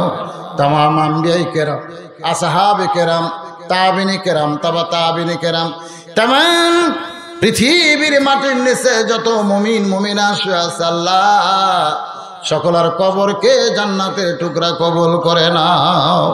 আমরা যারা হাত তুলেছি আল্লাহ গো, আমাদের মধ্যে কার মা নাই, কার বাবা নাই, ও মাবুদ মাওলা, আমাদের মধ্যে যাদের মা কবরে চলে গেছে, আজকে পবিত্র মাস শাহরুল হুরুম মুহররম মাসে ওসিলায় মায়ের কবরকে জান্নাতের টুকরা বানায় দাও। আমি সহ আমরা যারা বাবা হারা ইতিম হয়ে আছি আল্লাহ মেহেরবানি করে বাবার কবরকে জান্নাতের টুকরা বানায় দাও। এই যে শাহাদত আউলিয়া যাকে আমরা ন্যাঙ্গা পীর বলতেছি, খোলা তরবারি নিয়ে অত্র এলাকায় বাতিলের বিরুদ্ধে লড়াই করে আল্লাহ মসজিদের পাশে যিনি শায়িত আছে, আমরা তার জন্য তার রুহানি দোয়া কামনা করতেছি।